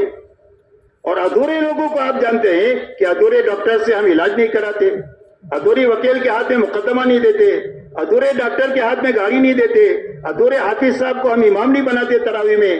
تو ادھورے لوگوں سے دنیا میں ہدایت کا کام کیسے لیا جائے گا؟ اس لیے کام لیا گیا جب کبھی بھی وہ نبیوں سے لیا گیا جو کاملین کی جماعت ہے، ان کے حوارین، ان کے صحابہ کاملین کی جماعت ہے. اور ہماری پوری تاریخ میں جب کبھی بھی کوئی بڑا کام لیا گیا ہے تو ان لوگوں سے لیا گیا کہ جو اللہ کے ساتھ تعلق میں بھی کامل ہے، فکر آخرت میں کامل ہے، دین میں بھی کامل ہے، اور امت کے فکر میں بھی کامل ہے. اس لیے میرے دوستو محنت جو ہے وہ فکر کے تابع ہے. تو تبلیغ کی جو محنت ہے ایک تو دل بنانے کی محنت ہے. دل کا بننا یہ ہے کہ دل میں اللہ آ جائے، اللہ کے حکم آ جائے اور آخرت آ جائے. دوسرا فکر کو بدلنے کی محنت ہے. جب فکر بدلے گا تو آہستہ آہستہ محنت کا رخ صحیح ہوگا. تو محنت کا صحیح رخ کیا ہے؟ چلا 4 مہینہ 3 دن سے سال 7 مہینہ یہ محنت کا آخری رخ نہیں ہے، یہ ابتدائی محنت ہے. جیسے قرآن پڑھنے کے لیے، حافظ عالم بننے کے لیے آپ کو الف با تا پڑھنا پڑتا ہے، ڈاکٹر انجینئر بننے کے لیے آپ کو ABCD پڑھنا پڑتا ہے. جو ABCD کی حیثیت ہے اور جو الف با تا کی حیثیت ہے، وہ کام ہماری محنت کی شکل کی ہے. جب یہ محنت کی یہ شکل صحیح ہو جائے گی اور پوری ہو جائے گی تو آگے جو چیز مطلوب ہے اللہ اس کی استعداد ہمارے اندر پیدا فرمائیں گے. آپ نے گٹلی کو زمین میں صحیح رکھا تو اللہ اس کو اگا دیں گے. آپ نے نطفے کو صحیح جگہ رکھا، اللہ انسان بنا دیں گے. غلط جگہ آپ نے نطفہ رکھا تو انسان نہیں بنے گا. آپ نے 5 میٹر نیچے زمین میں گٹلی ڈال دیا تو اگے گی نہیں. آپ زمین پر پھینک کر آ گئے تو یہ اگے گی نہیں. تو جس طرح گٹلی صحیح طریقے سے رکھنا یہ درخت بننے کا ذریعہ ہے، انسان بننے کا ذریعہ نطفے کو صحیح جگہ رکھنا ہے، ایسا ہی محنت کو صحیح رکھ کرنا یہ منزل تک پہنچنے کا طاقتور راستہ ہے. اس لیے میرے دوستو یہ ہماری ابتدائی شکل ہے. تو محنت کی صحیح شکل کیا ہے؟ فرمایا محنت کی شکل، صحیح شکل وہ ہے جو حضور صلی اللہ علیہ وسلم نے 23 سالہ دور نبوت میں امت میں زندہ فرمائی. وہ محنت کی صحیح شکل ہے جو مطلوب ہے کہ ایک مجمع محنت کی اس شکل پر پہنچے. تو کیا محنت کی شکل پر آپ نے امت کو اٹھایا یہ سمجھنا ہے. سب سے پہلے حضور صلی اللہ علیہ وسلم نے امت کی جان مال کو دعوت پر اتنی لگائی جتنا دعوت کا تقاضا تھا. حیات صحابہ پڑھیں گے تو یہ بات ہم کو سمجھ میں آئے گی کہ دین کے سیکھنے پر، دین کے پھیلانے پر اتنی جان مال لگی جتنا کہ محنت کا اور دعوت کا تقاضا تھا. یہ پہلی لگانے کی جگہ ہے. اور اتنی لگائی جتنا تقاضا تھا. ہم اپنے گھر کاروبار میں کتنے لگتے لگاتے ہیں؟ جتنا تقاضا اتنا لگتے لگاتے ہیں تو سارے تقاضے پورے ہو جاتے ہیں. تو دعوت پر جان مال اتنی لگی جتنا دعوت کا تقاضا تھا. نمبر 2، ہر ایمان والے کی جان مال عبادت پر لگوائی گئی تاکہ عبادت میں حقیقت پیدا ہو جائے، عبادت میں کمال پیدا ہو جائے. کتنی لگائے؟ فرمایا جتنا عبادت کا تقاضا ہے اتنی لگائے. نمبر 3، ہر ایمان والا اپنی جان مال اخلاق پر لگائے. اللہ کے مخلوق کو راحت پہنچانے پر، فائدہ پہنچانے پر اپنی جان مال کو لگاوے. کتنا لگاوے؟ فرمایا جتنا اخلاق کا تقاضا ہے اتنا لگاوے. نمبر 4، ہماری یہ ضرورتیں ہیں اور ہماری متعلقین کی ضرورتیں ہیں. ہمارے بھی بچے ہیں، ہمارے بھائی بہن ہیں، ہمارے ماں باپ ہیں، ان سب کی ضرورتیں ہیں جو ہمارے ذمے ہیں. تو ان ضرورتوں کے حاصل کرنے میں بھی لگنا ہے اور پوری کرنے میں بھی لگنا ہے، لیکن بقدر ضرورت لگنا ہے، اسراف سے بچ کر کے لگنا ہے. یہ 2 شرطیں ہیں اس میں کہ بقدر ضرورت لگے، اسراف سے بچ کر کے لگے. اس لیے کہ اسراف کی مثال اللہ والے فرماتے ہیں آگ کی آگ میں کتنا بھی لکڑی ڈالو سب کو جلا دے گی، اس کا پیٹ بھرے گا ہی نہیں. ایسا حال اسراف کا ہے. تو زندگی سے اسراف نکل جائے اور بقدر ضرورت لگنا آ جائے اس میں. اس لیے کہ اسلام میں رفانیت بھی نہیں ہے اور اسلام میں نفسانیت کی بھی گنجائش نہیں ہے. رہبانیت کہتے ہیں ملنگ بن کر کے جینے کو، کہ کچھ کرے نہیں، کونا پکڑ کر بیٹھے، گھر والوں کے لیے بوجھ بنے کہ بھئی ہم تبلیغ کریں گے، تم جو ہے نا کما کر کے ہم کو کراؤ اور ہمارے پر خرچ کرو. یہ کام کا رخ نہیں ہے. ہر آدمی کام کرے گا، ہر آدمی اللہ کے دین کے لیے خرچ کرے گا اور اپنے متعلقین کو بھی سنبھالے گا. اس لیے میرے دوستو اسلام میں رہبانیت کی گنجائش نہیں ہے اور اسلام میں نفسانیت کی بھی گنجائش نہیں ہے. نفسانیت کہتے ہیں مادہ پرستی کو، کہ آدمی کی زندگی کا مقصد پیسہ بن جائے، کہ پیسہ آنا چاہیے، حلال سے آئے، حرام سے آئے، جھوٹ سے آئے، سچ آئے، پیسہ آنا چاہیے. یہ نفسانیت ہے. یہ بھی غلط لوگوں کا شیوا ہے. اسلام ان دونوں کے بیچ کا صراط مستقیم ہے کہ ہر مسلمان کی گھریلو زندگی ہوگی، ہر مسلمان کی کاروباری زندگی ہوگی، لیکن دین کے ساتھ ہوگی اور دین کی محنت کے ساتھ ہوگی. دین کے ساتھ ہوگی اور دین کی محنت کے ساتھ ہوگی. کہ زندگی کی کیا ترتیب ہوگی؟ کہ زندگی کی ترتیب یہ ہوگی کہ جب دین کا حکم آئے گا اس کے مقابلے میں خواہش آئے گی یا دل کی چاہت آئے گی تو اس چاہت کو قربان کیا جائے گا، اس چاہت کو توڑا جائے گا اور حکم کو پورا کیا جائے گا اور دعوت کے تقاضے کو پورا کیا جائے گا. اور جب کوئی دنیاوی تقاضا سامنے آئے گا تو اس دنیاوی تقاضے کو آگے پیچھے کیا جائے گا، دین کی اور دین کی محنت کے تقاضے کو نمبر 1 رکھا جائے گا.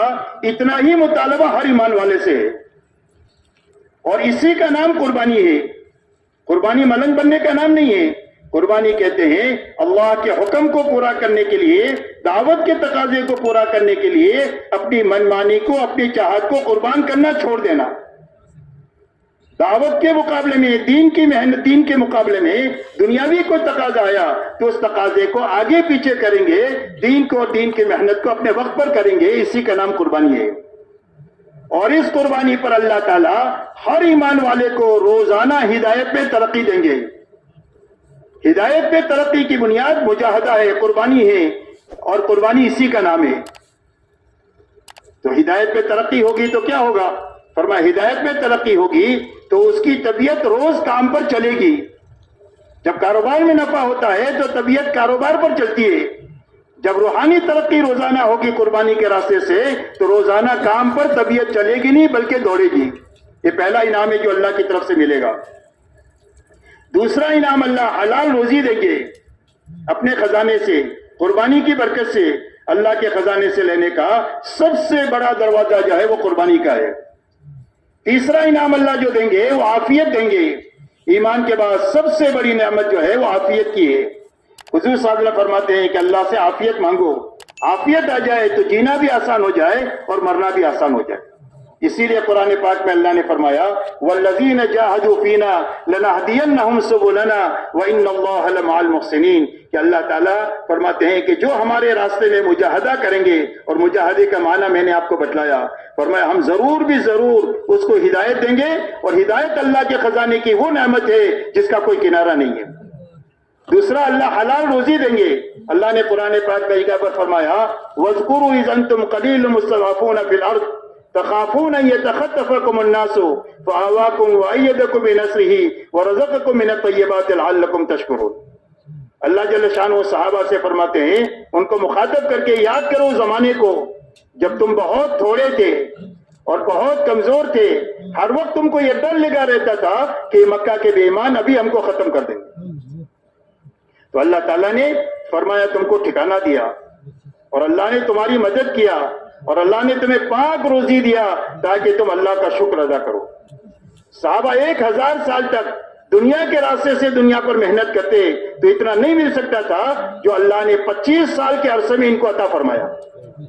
23 سال نبوت کا زمانہ ہے، اور صدیق اکبر کا 2 سال سے کچھ زیادہ زمانہ یہ لگنے مٹنے کھپنے کا زمانہ ہے۔ اتنا وقت لگانے کے بعد میں اللہ نے اتنا دیا کہ صدیوں تک اور ان کے اولاد کھاتی کھلاتی رہی، لیکن وہ ختم نہیں ہوا، اس لیے کہ اللہ کے خزانے سے آیا تھا اور یہ قربانی کے راستے سے آیا تھا۔ اس لیے میرے دوستو، امت جن حالات سے دوچار ہے، ان حالات سے نکلنے کا شارٹ کٹ راستہ وہ ہے جس راستے پر حضور صلی اللہ علیہ وسلم امت کو چھوڑ کر گئے تھے، اور وہ محنت کا صحیح رخ قائم کرنا ہے۔ اب اس رخ تک پہنچنے کے لیے اللہ نے ہم کو یہ کام عطا فرمایا، اس کام کو صحیح کرنا اور پورا کرنا۔ صحیح کرنے میں سب سے پہلے کرنا اور بچنا، یہ پہلی بنیاد ہے۔ اس کے بغیر اس سے دل کی تربیت ہوگی اور دل بنے گا۔ دوسرا، فکر ہمارا دعوت کا بنے۔ فکر کے بننے کے معنی یہ نہیں ہے کہ ہم گھر کاروبار کو چھوڑ دیں گے۔ فکر بدلنے کے معنی یہ ہے کہ ایک آدمی کا ٹوپی بنانے کا کارخانہ ہے یا جوتا بنانے کا کارخانہ ہے، یہ جہاں بھی جائے گا جوتا اور ٹوپی دیکھے گا۔ شادی میں جاوے تو یہ دیکھے، اور میت میں جاوے تو ٹوپی اور جوتا دیکھے، تاکہ میں اپنے کارخانے میں بناؤں، تاکہ لوگ پہنے، زیادہ کمائی ہو۔ کھاتا بھی ہے، پیتا بھی ہے، بچوں کو پالتا بھی ہے، پڑھاتا بھی ہے، سارے کام ہوتا ہے، لیکن فکر اس کا ٹوپی اور جوتے کا ہو گیا۔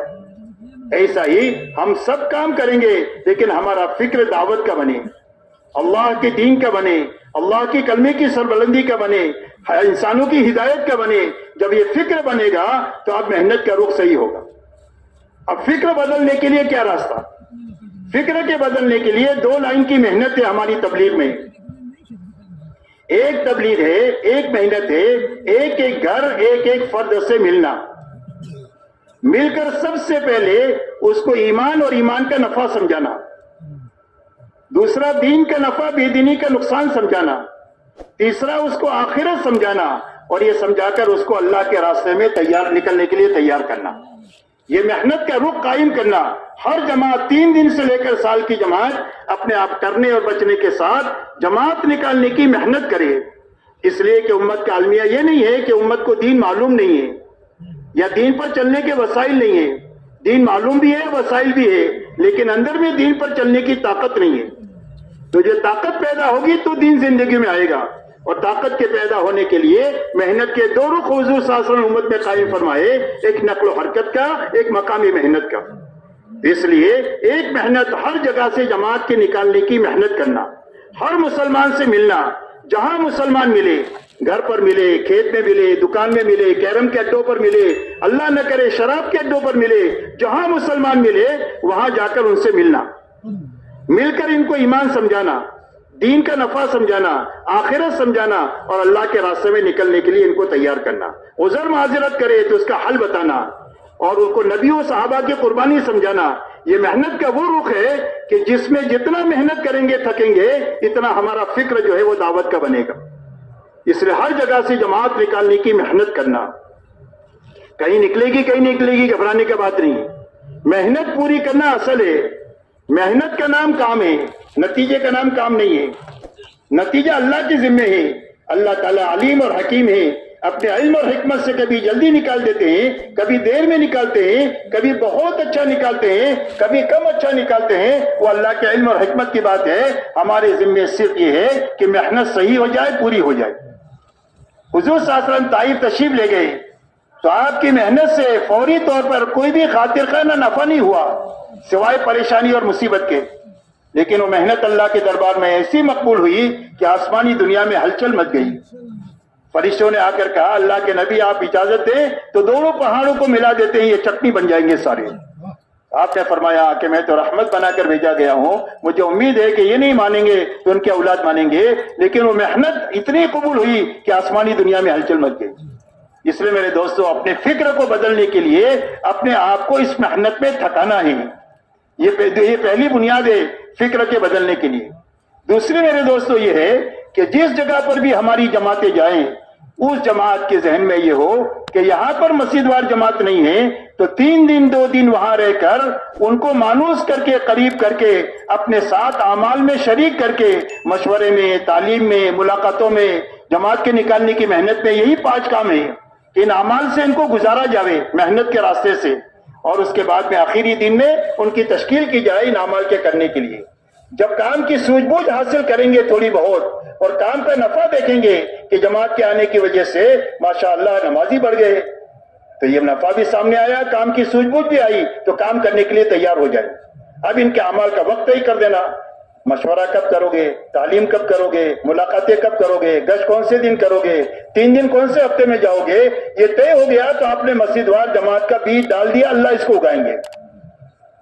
ہمارے بس میں اتنا ہے وہ ہم کر دیں، جب ہمارے بس میں نہیں ہے وہ اللہ کر دیں گے. ایسی ترتیب ہے کہ ہمارے بس میں اتنا ہم کر دیں، ہمارے بس میں نہیں ہوگا وہ اللہ کر دیں. اس لیے جماعت بنانا، بنی ہوئی جماعت ہے کسی جگہ پر لیکن کام پر نہیں ہے تو ہر جانے والی جماعت کو یہ کام سمجھانا کہ وہاں پر اچھی طرح جائزہ لو کہ وہ جماعت جو ہے وہ کام پر ہے یا صرف نام کی ہے. اگر کام پر نہیں ہے تو دیکھو کس لائن کی کمزوری ہے. تو ہر جانے والی جماعت کے ذہن میں یہ ہونا چاہیے کہ مجھے وہاں پر جس لائن کی کمزوری ہے اس کو دور کر کے آگے بڑھنا ہے. اس کے لیے اپنی فکری طاقت لگانی ہے، سمجھانے کی طاقت لگانی ہے، دعا کی طاقت لگانی ہے تاکہ جو کمزوری ہے وہ دور ہو جائے. تو اس کے لیے مسجد وار جماعت بنانا یہ دوسری محنت ہے. بنی ہوئی جماعت ہے تو اس کو کام میں لگانا یہ اس کا جز ہے. یہ 2 محنتیں ہیں، ایک نقل و حرکت بڑھانے کی محنت، ایک مسجد وار جماعت کے بنانے کی اور بڑھانے کی محنت. اسی کے لیے اپنے آپ کو تھکانا اور اسی کے لیے اپنے آپ کو گھلانا. مولانا الیاس صاحب رحمۃ اللہ علیہ کا ملفوظ ہے کہ ہمارے کام مقصود تعب ہے. تعب کہتے ہیں تھکنے کو، کہ آدمی اتنا تھکے کہ اللہ کو پیار آ جائے تو کام ہو گیا. تو تھکنا کب ہوگا؟ جب کریں گے اور بچیں گے. جماعت نکالنے کی محنت کریں گے. جماعت کو صندوق میں رکھیے کہ تالا کھول کے آپ نکال دیں گے. جماعت نکالنے کے لیے بہت پاپڑ بیلنا پڑتا ہے، بہت تھکنا پڑتا ہے، بہت صلاۃ الحاجہ پڑھنی پڑتی ہے، بہت صدقہ کرنا پڑتا ہے اور بہت راتوں کو رونا پڑتا ہے، تب جا کر کے جماعتیں نکلتی ہے. تو یہ ہمارے فکر کے بدلنے کی یہ 2 لائن کی محنتیں. اس لیے فرمایا تھکنا یہ ہمارے کام مقصود ہے. ایک جگہ پر فرمایا کہ اللہ تو جبل جوہد کے پیچھے ہے. اللہ کہاں ہے؟ کہا محنت کا ایک پہاڑ ہے اس کے پیچھے اللہ ہے. جب تھک جائیں گے تو اللہ کو پیار آ جائے گا. جب باپ تھک کر آتا ہے تو گھر والوں کو پیار آ جاتا ہے. شوہر تھک کر آ جائے تو بیوی کو پیار آ جاتا ہے, بیٹا تھک کر آ جائے تو ماں باپ کو پیار آ جاتا ہے. جب ہم اللہ کے لیے تھک جائیں گے تو اللہ کو پیار آ جائے گا, اور اللہ کا پیار ہماری طرف متوجہ ہو جائے گا تو آپ یقین مانو ہمارا کام ہو جائے گا. اس لیے اللہ کے پیار کو متوجہ کرنے کا کام اپنے آپ کو تھکانا ہے. ان تین بنیادوں کو سامنے رکھ کر اپنے آپ کو دن بھر تھکانا, اور تھکانے کے بعد میں ہمارے اندر میں اس محنت کے ذریعے سے غرور نہ آئے بلکہ نور آئے, تواضع آئے, بڑائی نہ آئے, عمومیت آئے, خصوصیت نہ آئے, ہم اکرام کے طالب نہ بنے بلکہ ہمارے اندر فنائیت آئے اور ہمارے اندر تواضع آئے, ہمارے اندر نور آئے, ہمارے انتظاری آئے, ہمارے اندر امت کا درد و غم آئے, ہماری اندر انسان کی فکر آئے. اس کے لیے رات کو اچھا وقت لے کر اللہ کے سامنے خوب اچھی طرح نماز پڑھنا, لمبا قیام کرنا, بڑی بڑی صورتیں یاد کرنا اور صورتیں یاد کر کے نماز میں پڑھنا, لمبا قیام کرنا, لمبا رکوع کرنا, لمبا سجدہ کرنا, اچھی نماز پڑھ کر کے پھر اللہ کے سامنے نماز میں دعا میں آہوزاری میں لگنا. جب دن بھر محنت کی ہوگی تو اللہ کو کچھ کہنے کو جی چاہے گا, اور جب اللہ کو کہا جائے گا تو اس وقت میں رونے دھونے کی کیفیت بھی پیدا ہوگی. محنت کے بعد دعا میں طاقت پیدا ہوتی ہے, قربانی کے بعد دعا میں قبولیت بنتی ہے. حضرت ابراہیم علیہ السلام کی محنت بڑی, قربانی بڑی, ان کی دعا بھی بڑی. جتنی محنت بڑی ہوگی اتنی دعا میں قوت بھی ہوگی اور اس میں قبولیت کی شان بھی پیدا ہوگی. اس لیے میرے دوستو اللہ کے سامنے پھر نماز میں دعا میں آہوزاری میں لگنا. اس وقت میں امت جن مسائل سے دوچار ہے ان مسائل سے نکلنے کا راستہ اللہ کی نسبت پر اپنے آپ کو تھکانا ہے اور رات کو اللہ کے سامنے آنسو بہانا ہے. یہ آنسو آگ کے سمندروں کو بجھانے والے ہیں. جو مسائل ہیں ان مسائل سے نکلنے کا راستہ اللہ کے سامنے آنسو بہانا ہے, اللہ کی نسبت پر اپنے آپ کو تھکانا ہے. اس لیے کہ ہمارا پورا کام دعوت اور دعا ہے. نقل و حرکت کی مثال برتن کی ہے. برتن خالی ہے تو اس کی قیمت نہیں, کہ پانی کا بوتل ہے پانی نہیں ہے, اور اگر پانی ہے تو 20 روپیہ 25 روپیہ ہے, دودھ ہے تو 50 روپیہ ہے, شہد ہے تو 500 روپیہ ہے, چاندی ہے تو ہزاروں روپیہ ہے, سونا ہے تو لاکھوں روپیہ ہے. ظرف کی قیمت مظروف کی وجہ سے ہوتی ہے, کہ برتن کی قیمت اندر کی چیز کی وجہ سے. ایسا ہی ہماری جو محنت کی نقل و حرکت ہے اس کی قوت اور طاقت دعوت اور دعا ہے, کہ زیادہ سے زیادہ ہمارا وقت اور ہماری محنت, ہماری فکر, ہماری دعا کی طاقت دعا میں لگے اور ہماری طاقت دعوت میں لگے. یہ تو یہ روح ہے. سارے نبیوں کو اللہ نے دعوت اور دعا کے ساتھ بھیجا ہے, تو دعوت اور دعا اس کام کا روح ہے, اس میں عنصر غالب ہونا چاہیے. لیکن دعوت اور دعا جہالت کے ساتھ نہ ہو, علم کے ساتھ ہو. دعوت اور دعا غفلت کے ساتھ نہ ہو, اللہ کے ذکر کے ساتھ ہو. اور دعوت کا جو علم ہے وہ فضائل کا علم ہے, وعدے اور وعید کا علم ہے, ترغیب اور ترہیب کا علم ہے, جو فضائل کی کتابوں میں اللہ والوں نے اللہ والوں کے اشاروں پر جمع کیا ہے. اس علم کو اچھی طرح گھنٹوں بیٹھ کر کے لینا اور اپنی دعوت میں اس کو چلانا. اسی کے ساتھ میں اللہ سے اپنا تعلق روز بڑھانے کے لیے نوافل کی کثرت کرنا, تلاوت کی کثرت کرنا, ذکر کی کثرت کرنا, دعاؤں کی کثرت کرنا, اللہ کے سامنے رونے دھونے کی کثرت کرنا, تاکہ اللہ سے ہمارا روز تعلق بڑھے. جب اللہ کا تعلق دل میں پیدا ہو جائے گا تو اللہ کا تعلق ہم کو رذائل سے بچا دے گا اور ہم کو خسائل کے اوپر آمادہ کر دے گا. اللہ کا تعلق یہی حفاظت کا سب سے بڑا سبب ہے. اسی لیے صحابہ کی شان فرمائی گئی رکعن سجدہ. فرمایا صحابہ کون ہیں؟ بہت رکوع کرنے والے, بہت سیدھا کرنے والے. کیا چاہتے ہیں؟ فرمایا اللہ کا فضل چاہتے ہیں اور اللہ کی رضامندی چاہتے ہیں, اور کچھ نہیں چاہتے. اس لیے میرے دوستو اللہ کے ذکر کے ساتھ دعوت اور دعا اور ذکر کی کثرت کے ذریعے سے ہمارا روز اللہ سے تعلق بڑھنا چاہیے. سونے والا آدمی سونے کو نہیں جگا سکتا ہے, جاگا ہوا آدمی سوئے کو جگا سکتا ہے. ہمارا تعلق اللہ سے بڑھے گا تو ہم لوگوں کو ہم اللہ کے ساتھ جوڑ سکیں گے. اگر ہمارا ہی تعلق نہیں جڑا تو ہم لوگوں کے ساتھ جوڑ نہیں سکتے ہیں. باتیں تو ہو سکتی ہے, لوگوں کو اللہ کے ساتھ ہم جوڑ نہیں سکتے. اس لیے اللہ سے تعلق پیدا کرنے کے لیے ذکر کی کثرت کرنا, اسی کے ساتھ دعوت اور دعا اخلاق کے ساتھ, دعوت اور دعا اخلاق کے ساتھ. اس لیے کہ اخلاق دعوت کا ہتھیار ہے. دعوت اخلاق کے ذریعے سے دعوت میں لوگ آتے رہیں گے جوک در جوک اور آپ سے چمٹے رہیں گے, اور اخلاق نہیں ہوں گے تو آئیں گے اور چلے جائیں گے کہ چھاؤ کی تلاش میں آئے تھے, یہاں بھی دھوپ ہی دھوپ ہے, تو واپس چلے جائیں گے. اس لیے دعوت اور دعا اخلاق کے ساتھ, اور دعوت اور دعا منمانی کے ساتھ نہیں, قربانی کے ساتھ. منمانی کے ساتھ آدمی نہیں بنتا, मनमानी के साथ जिंदगी पर इल्म की खिदमत किया, सखावत किया, तबलीग किया, यहाँ तक कि शहीद हो गया, तो उसका आखिरत बनेगी नहीं, उजड़ जाएगी। इसलिए कि मनमानी से आदमी नहीं बनता, आदमी जो बनता है वो कुर्बानी से बनता है। और जैसे मैंने पहले भी कहा, कुर्बानी कहते हैं अल्लाह के हुक्म को पूरा करने के लिए, दावत के तकाजों को पूरा करने के लिए अपनी जी चाही को छोड़ना, तोड़ना, अपनी दुनियावी तकाजों को आगे पीछे करना और इस हुक्म को और तकाजों को अपने वक्त पर करना, इसका नाम कुर्बानी है। इसलिए मेरे दोस्तों, कुर्बानी के साथ इस मेहनत को करना, यही 4 बुनियादें हमारी मकामी मेहनत की है। मकामी मेहनत में भी जितने हमारे करने इनफरादी इज्तिमाई काम हैं, इनकी पाबंदी के साथ में अपने आप को रोजाना के लिए चलाना, जितनी बचने की चीजें हैं उससे बचते हुए अपने आप को इस मेहनत में चलाना, हर घर हर फर्द की मेहनत करके उसको ईमान आखिरत समझाकर, दीन का नफा समझाकर, अल्लाह के रास्ते में 4 महीना है, साल है, 7 महीना है, चिल्ला है, 3 दिन है, मस्जिद के किसी न किसी अमल के लिए इसको लगने के लिए तैयार करना। और इन मेहनतों में करते हुए अल्लाह के सामने मकाम पर भी रात को अल्लाह के सामने नमाज में, दुआ में, आहोजारी में अल्लाह के सामने अपने आप को ज्यादा से ज्यादा लगाना। अब ये मेहनतें हमारी जिंदगियों में आसान हो जाए, इसके लिए मेरे दोस्तों मकामी काम की भी यही बुनियादें हैं और उसकी कुछ तरतीब है। और वो तरतीब तकरीबन पूरा मजमा जानता है, वो अमाल की तरतीब भी जानता है, लेकिन फिर भी तरतीब का बयान करना ये हमारे लिए नफे से खाली नहीं इंशाअल्लाह। इसके लिए मेरे दोस्तों, एक तो हमारे मकामी मेहनत में सबसे पहले वक्त लगाकर आने वाला आदमी ये नियत करे कि इस घर पर और अपने मकाम पर रहते हुए दीन को और दीन की मेहनत को आगे रखूंगा, उसके साथ अपने घर कारोबार को चलाऊंगा।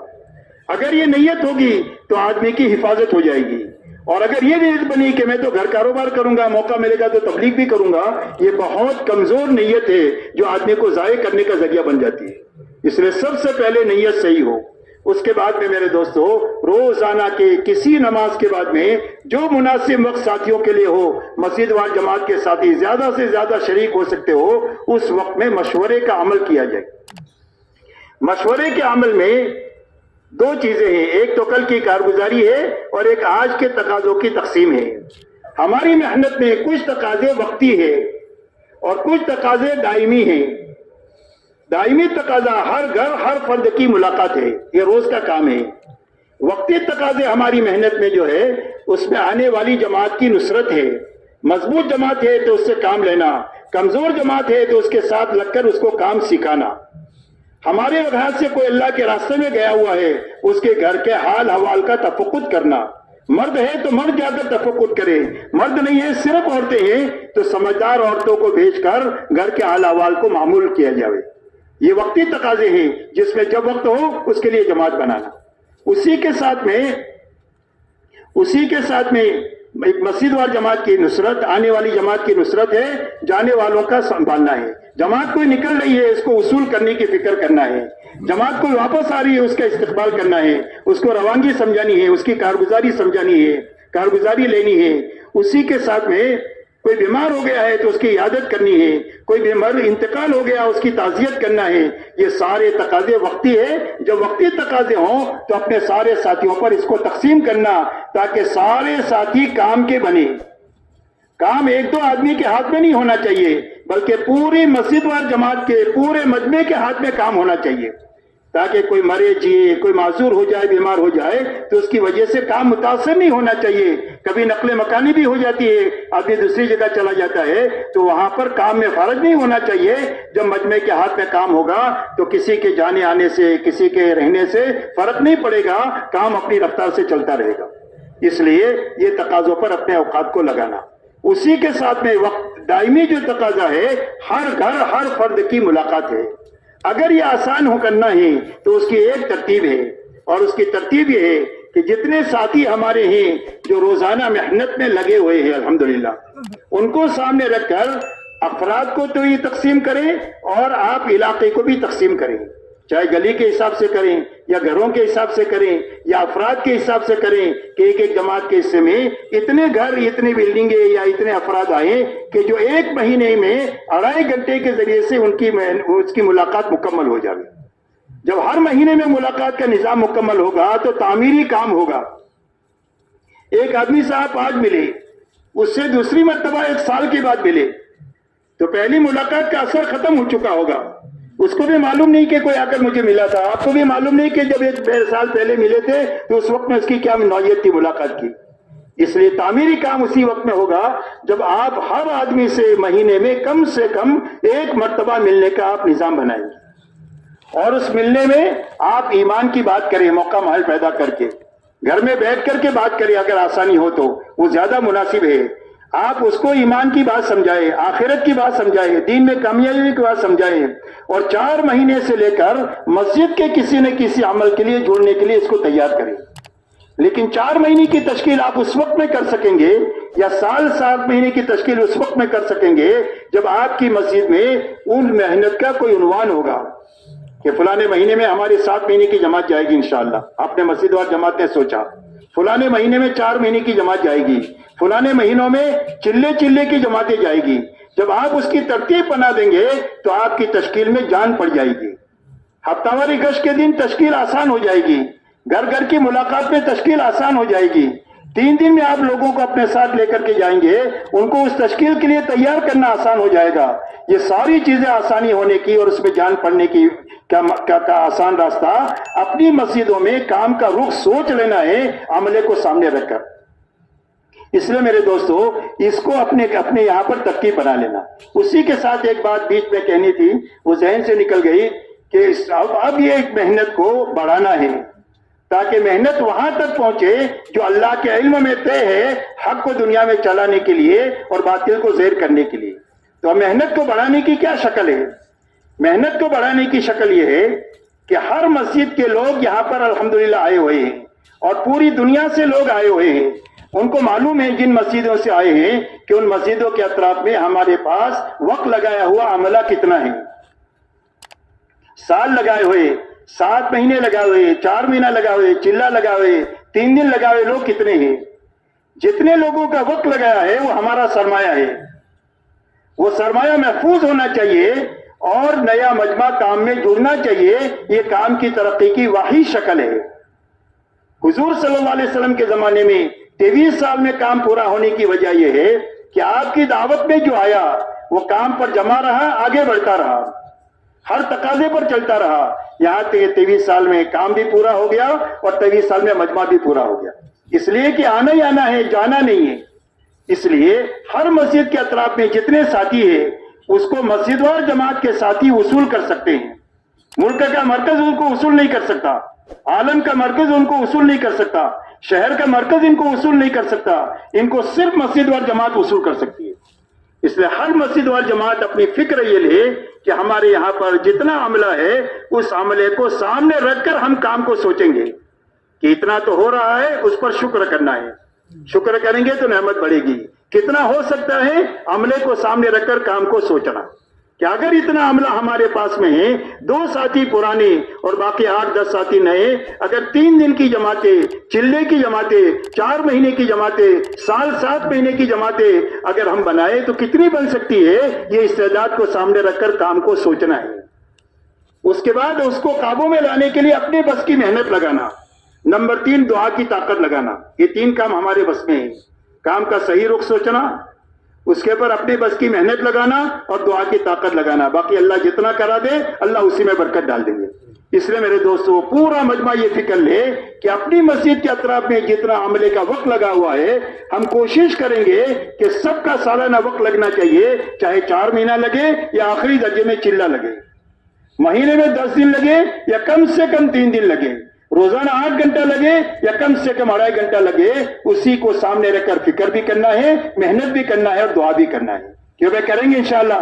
کون کون کریں گے انشاءاللہ؟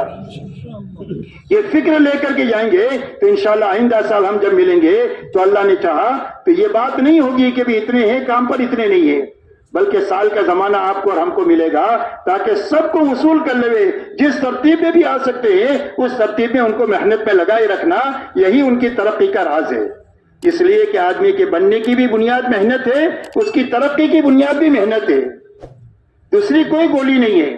محنت ہی سے بنے گا, صحیح محنت سے, محنت ہی سے ترقی کرے گا, دوسری کوئی گولی نہیں ہے.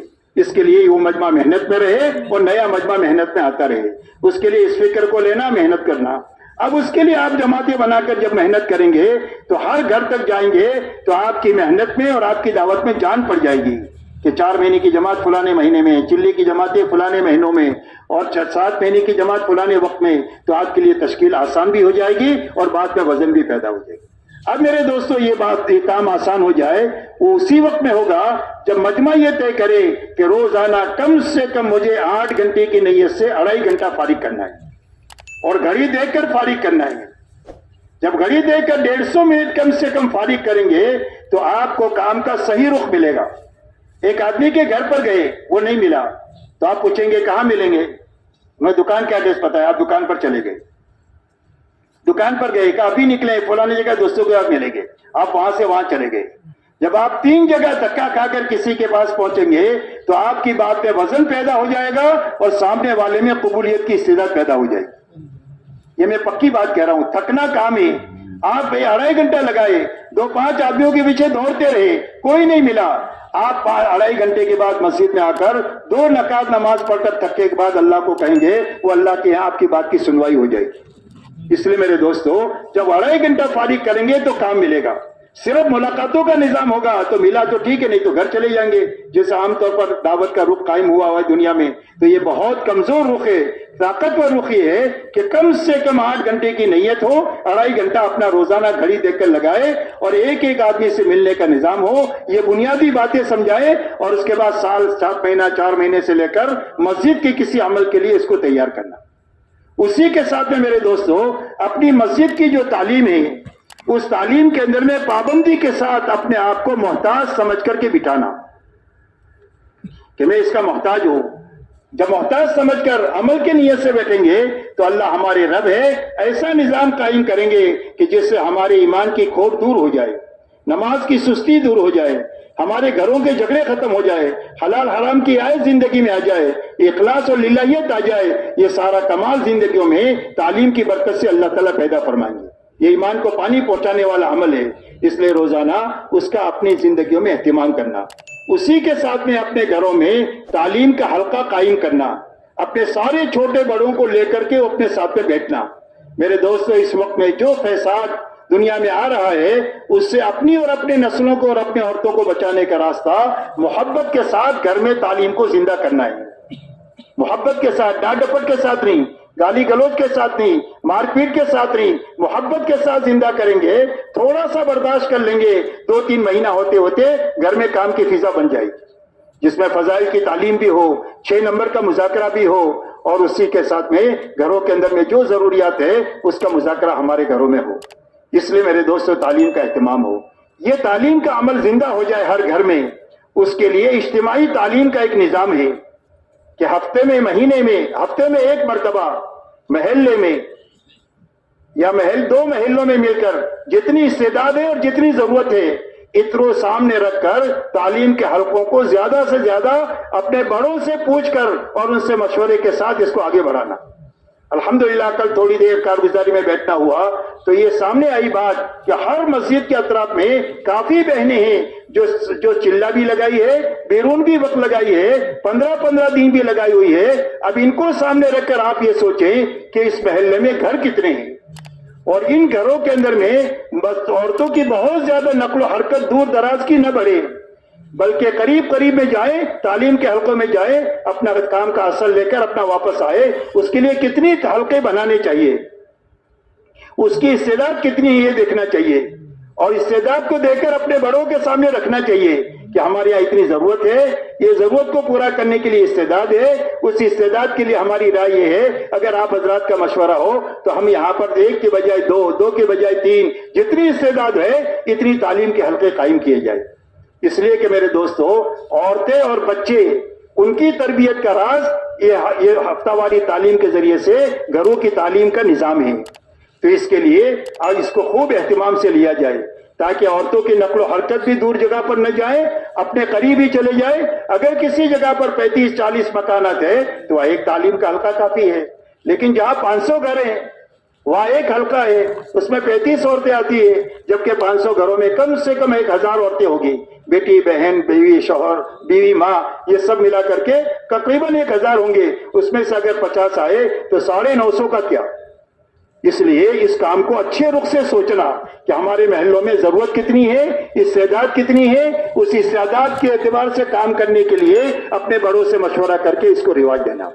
اسی کے ساتھ میں ہر گاؤں ہر گھر میں طلبہ ہوتے ہیں اسکول کالجوں میں پڑھنے والے، ان طلبہ کے اوپر محنت کرنا، چھٹیوں سے پہلے ان کے جوڑ کرنا اور جوڑ کر کے ان کی تشکیلیں کرنا، چھوٹی چھٹیوں میں 10 دن کی تشکیل کرنا، بڑی چھٹیاں ہوتی ہے 2 مہینے کی، اس میں چلے کی تشکیل کرنا، اور ہر جماعت میں 2-3 پرانے ساتھی ایسے ہونے چاہیے جو ان کا صحیح وقت لگا دے، اس لیے کہ جو فساد دنیا میں آ رہا ہے ان فساد کے دور کرنے کا راستہ اور اپنی نسلوں کو سنبھالنے کا راستہ ان کو دعوت کی محنت کے ساتھ جوڑ دینا ہے۔ جب یہ جڑ جائیں گے تو ان فتنوں سے ان کی حفاظت ہو جائے گی۔ اس کے لیے ہر بچے کو لگانے کی ہماری فکر ہو، ہر مسجد وار جماعت کے سامنے یہ تعداد ان کو معلوم ہو کہ اتنے بچے فلانی اسکول میں، فلانی کالج میں، فلانی کلاس میں ہی پڑھتے ہیں، اور ان کی تشکیل ترتیب کا کیا انتظام ہو سکتا ہے۔ پڑھائی کے زمانے میں آپ ان کو اپنے ساتھ پڑھائی کی رعایت کے ساتھ کتنا لگا سکتے ہیں، اس کی فکر کے ساتھ اپنی محنت کو آگے بڑھانا۔ اس لیے میرے دوستو، 2.5 گھنٹے کے ذریعے سے کرنا، مستورات میں تعلیم کے ذریعے سے اور مسجد کی تعلیم کے ذریعے سے اپنے اور اپنے گھروں کے نظام کو بنانا، اپنے محلوں میں 100% گھروں میں تعلیم کا نظام بنے، اس کے لیے مستورات کی ہفتہ واری تعلیم کے ذریعے سے اس کو رواج دینا۔ اسی کے ساتھ میرے دوستو تقاضا ہے 3 دن کی جماعتوں کا، مستورات کا، تاکہ کام کرنے والی بہنیں بنے۔ ہر محلے میں اتنی بہنیں ہونی چاہیے جو مقامی کام کو اچھی طرح تعلیم کے حلقے کو سنبھال سکے، تاکہ کوئی غلط چیز وہاں پر آئے نہیں۔ وہ کبھی کوئی جماعت آ گئی ہے اپنے محلے میں تو ان کی تعلیم تربیت کا انتظام کر سکے، کبھی کوئی تقاضا آیا باہر کا تو وہ جا کر پورا کر سکے۔ اتنی بہنوں کی استعداد والی بہنیں محلوں میں ہر جگہ ہونی چاہیے تاکہ یہ تقاضے ہمارے پورے ہو جائیں۔ اسی کے ساتھ میرے دوستو ہفتہ واری گشت کے ذریعے سے 100% نماز کی فضا بنانا، اس لیے کہ دعوت عبادت کو زندہ کرنے کے لیے ہوتی ہے، اذان نماز کے لیے ہوتی ہے، تو اسی طرح ہمارا گشت سب سے پہلے امت میں نماز زندہ کرنے کے لیے ہے۔ نماز زندہ ہو جائے گی 100%، تو دین میں خیر آنے کی راہ ہموار ہو جائے گی۔ اور یہ عمومی گشت تو اتنا طاقتور ہے کہ اگر یہ صحیح ہو جائے تو پورا قرآن عملی طور پر زندہ رکھنے کی طاقت اللہ تعالیٰ نے اس کے اندر میں رکھی ہے۔ آپ دیکھو ایک جماعت نکلتی ہے، وہ بیچارے حافظ بھی نہیں ہے، عالم بھی نہیں ہے، جا کر کے ایک آدمی سے بات کیا، نماز نہیں پڑھتا، نماز کے لیے آ گیا، تو نماز والی آیت زندہ ہو گئی۔ قرآن پڑھتا ہے، قرآن والی آیت زندہ ہو گئی۔ وضو کیا، وضو والی آیت زندہ ہو گئی۔ اس کے بعد تعلیم میں بیٹھا، بیان میں بیٹھا، جماعت میں نکل گیا، ماں باپ کی نافرمان تھا، فرما بردار بن گیا، تو ماں باپ کی اطاعت کی ساری آیتیں زندہ ہو گئی۔ پورے قرآن کو عملی طور پر زندہ کرنے کی محنت عمومی گشت میں اللہ نے رکھی ہے، اور عمومی گشت حضور صلی اللہ علیہ وسلم کی محنت کے سب سے زیادہ قریب ہے۔ اس لیے اس کو اچھی طرح کرنا، جس میں جماعت مضبوط ہو 10 آدمیوں کی، اور اس میں پرانے زیادہ ہو، اور اسی کے ساتھ میں مسجد میں بھی بات ہوتی رہے، مسجد میں بھی اللہ سے مانگنے کا سلسلہ ہو، آنے والوں کے استقبال کا بھی سلسلہ ہو، ایسے اچھی طریقے سے گشت کیا جائے کہ 100% نماز کی فضا ہمارے محلوں میں بنے۔ ہمارے گشت کے ذریعے سے 3 دن کی جماعتیں نکلے یا چلے 4 مہینے کی نکلے، اس کی فکر کرنا ہے۔ گشت یا نقد دعوت کو زندہ کرنے کے لیے کہ ہر گشت سے جماعتیں اللہ کے راستے میں نکلے۔ اسی کے ساتھ میرے محترم دوستو، ہمارا کیلنڈر مہینے کا 27 دن کا، ہم 27 دن اپنے گھر کاروبار کو حلال طریقے سے، سنت طریقے پر دعوت کے ان اعمال کو کرتے ہوئے کریں گے، اور 3 دن اللہ کے راستے میں جائیں گے، اور جائیں گے نہیں بلکہ اپنی جماعت بنا کر کے جائیں گے۔ ہر پرانا آدمی کم سے کم اپنی جماعت اپنے معاون کے ساتھ بنانا چاہیے۔ جب جماعت بنانے کی محنت کے ساتھ جماعت کو لے کر جائیں گے تو جماعت کی قدر و قیمت پیدا ہو جائے گی، جماعت کی تعلیم تربیت کا فکر ہو جائے گا۔ جماعت روٹ جائے گی تو اس کو منانے میں آدمی اپنی پوری طاقت لگا دے گا، اس لیے کہ محنت سے ہی جماعت نکلی ہے۔ جو عورت بچہ جانتی ہے وہ بچے کی قدر جانتی ہے، ایسا ہی جب جماعت محنت سے ہم نکالیں گے تو جماعت کی قدر و قیمت کو ہم پہچانیں گے۔ اس لیے بچہ اس کا روئے تو اس کے دل میں درد ہوتا ہے، اور پڑوسی کا بچہ روئے تو اس کے سر میں درد ہوتا ہے۔ تو اس کے لیے اپنی جماعت بنا کر کے اللہ کے راستے میں جانا، جماعت نکال کر کے جانے سے پہلے ہر 3 دن کی جماعت میں، ہر چلے کی جماعت میں، ہر 4 مہینے کی جماعت میں، کم و بیش وقت کی جماعتوں میں سب سے پہلے روانگی اچھے سے اچھی کرنا، روانگی کے اندر میں میرے دوستوں میں نے بتایا 4 بنیادیں آپ کو بتائی، یہ اچھی طرح سمجھانی ہے۔ ایک تو کرنے کے کام سمجھانے انفرادی اجتماعی، بچنے کی چیزیں سمجھانی ہے لایانی سے، سوال سے لے کر لایانی سے، اور سب سے بڑی لایانی اس وقت میں موبائل کی ہے۔ اس لیے کہ میرے دوستو آپ جانتے ہیں کہ آپ بڑی قربانی دے کر جاتے ہیں، بیوی بچوں کو، گھر بار کو، راحت آرام کو، سب کو قربان کر کے جاتے ہیں، لیکن جماعت میں یکسوئی جو ختم ہوتی ہے وہ موبائل کی وجہ سے ہوتی ہے، اور جماعت میں رہتے ہوئے لایانی جو زیادہ سے زیادہ ہوتی ہے موبائل کے ذریعے سے ہوتی ہے۔ اس لیے اس لایانی سے اپنے آپ کو ہر ممکن حد تک بچانا چاہیے، اور ضرورت پڑے تو اس کو کبھی باہر سے بھی استعمال کر سکتے ہیں، خط کے ذریعے سے بھی آپ اطلاع دے سکتے ہیں۔ بہرحال اسے جتنا بچیں گے اتنا کام ہماری بنیادوں پر آئے گا۔ اس لیے میرے دوستو گشت کے ذریعے 3 دن کے ذریعے سے اپنی جماعتیں بنانا، اور جماعت میں 2 کام کرنا۔ ایک تو وقت پورا لگانا، وقت پورا لگانے کے معنی یہ ہے کہ 72 گھنٹے پورے لگانا۔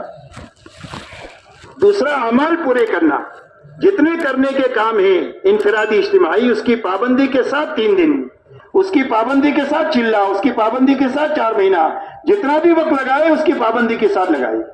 بچنے کی چیزوں سے بچتے ہوئے 3 دن اور آگے کا وقت۔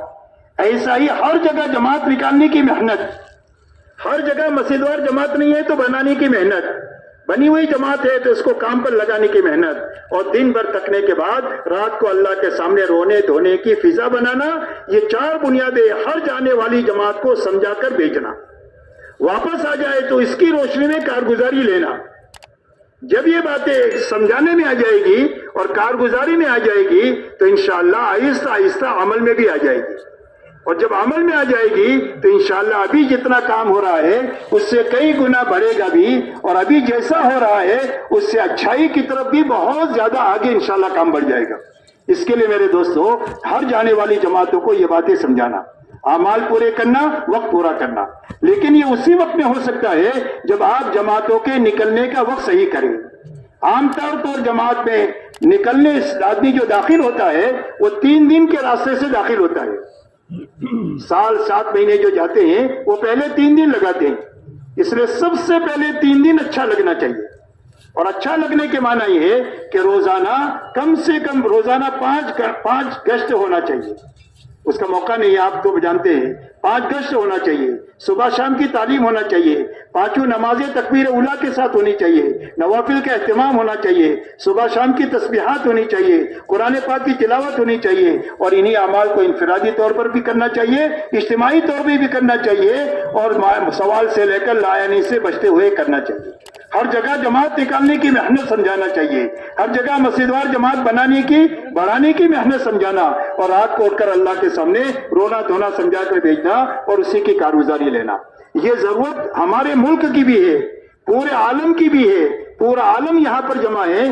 آپ جہاں جائیں انہی باتوں کو چلائیں، جہاں آپ جماعتیں نکالیں یہی باتیں سمجھا کر ان کو روانہ کریں۔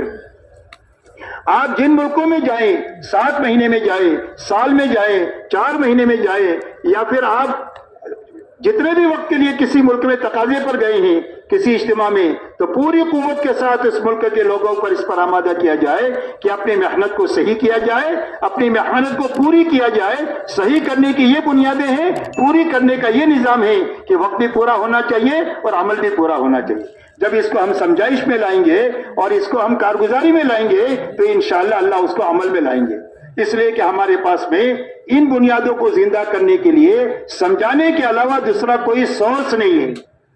ایسا نہیں ہے کہ آپ کام کرو گے تو آپ کو ایوارڈ ملے گا یا انعام ملے گا، اور آپ کام نہیں کرو گے تو آپ کو جرمانہ دینا پڑے گا، کہ بھائی ایسا کچھ ہے۔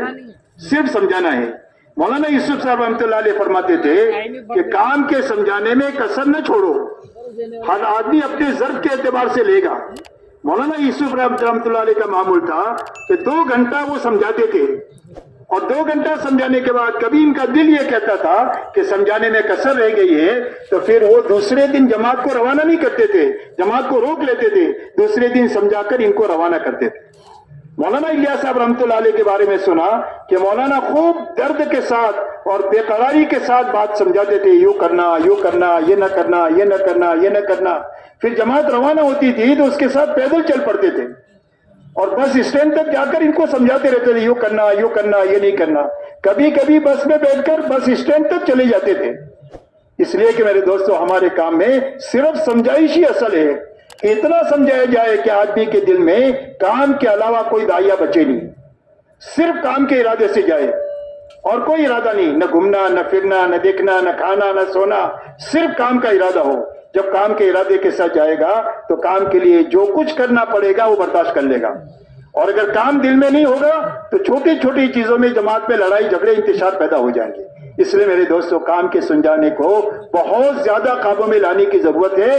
اپنے ہر مسجد سے لے کر عالمی سطح پر اس کو سمجھانے کی ضرورت ہے اور کارگزاری میں لانے کی ضرورت ہے. اس کے بعد واپسی کی بات اچھی طرح سمجھانی ہے کہ آپ اپنے گھر میں رہ کر گھر والوں کے ساتھ کیسے رہو گے, اپنے محلے والوں کے ساتھ کیسے رہو گے, اور دعوت کے اعمال کیسے کرو گے, اور ان کے ساتھ سلوک اور برتاؤ کیسے رکھو گے. اس لیے کہ لوگوں کی زندگیاں جب دعوت سے بدلے گی تو لوگوں کو کام سمجھ میں آئے گا, اور اگر زندگیاں بدلے گی نہیں تو لوگوں کو کام سمجھ میں نہیں آئے گا کہ اپنی جان مال وقت اپنے کو نہیں لگانا چاہیے, جس میں فائدہ ہو اس میں لگانا چاہیے. فائدہ ان کے سامنے اس وقت میں آئے گا جب 3 دن لگانے والا آدمی نماز کا پابند بن کر کے آئے گا, لڑائی جھگڑا چھوڑ کر کے آئے گا, اکرام احترام سیکھ کر آئے گا تو لوگوں کو کام سمجھ میں آئے گا. چلا لگا کر آنے والا ان اعمال کے ساتھ واپس ہوگا تو گھر والوں کو کام سمجھ میں آئے گا. گھر والے سوچیں گے کہ میرا دوسرا بیٹا بھی جانا چاہیے, ماں سوچے گی, بیوی سوچے گی میرے شوہر کو جانا چاہیے, بہن سوچے گی میرے بھائی کو جانا چاہیے. ہر ایک کے بھیجنے کا جذبہ ہوگا جب ہماری زندگیاں بدلی ہوئی ہوگی. اس لیے میرے دوستو یہ دعوت کا کام زندگیوں کو توبہ اور انابت پر لانے کا کام ہے, اور زندگیوں میں پورا دین حقیقت کے ساتھ لانے کا کام ہے, اور اپنے فکروں کو بدلنے کا کام ہے. دنیا کی کسی چیز کے چھوڑنے کا حکم نہیں ہے, صرف فکر کے بدلنے کا حکم ہے کہ فکر بدلے تاکہ محنت کا صحیح رخ ہماری زندگی میں قائم ہو. کہ بھئی اس کے لیے سارا مجمع تیار ہے.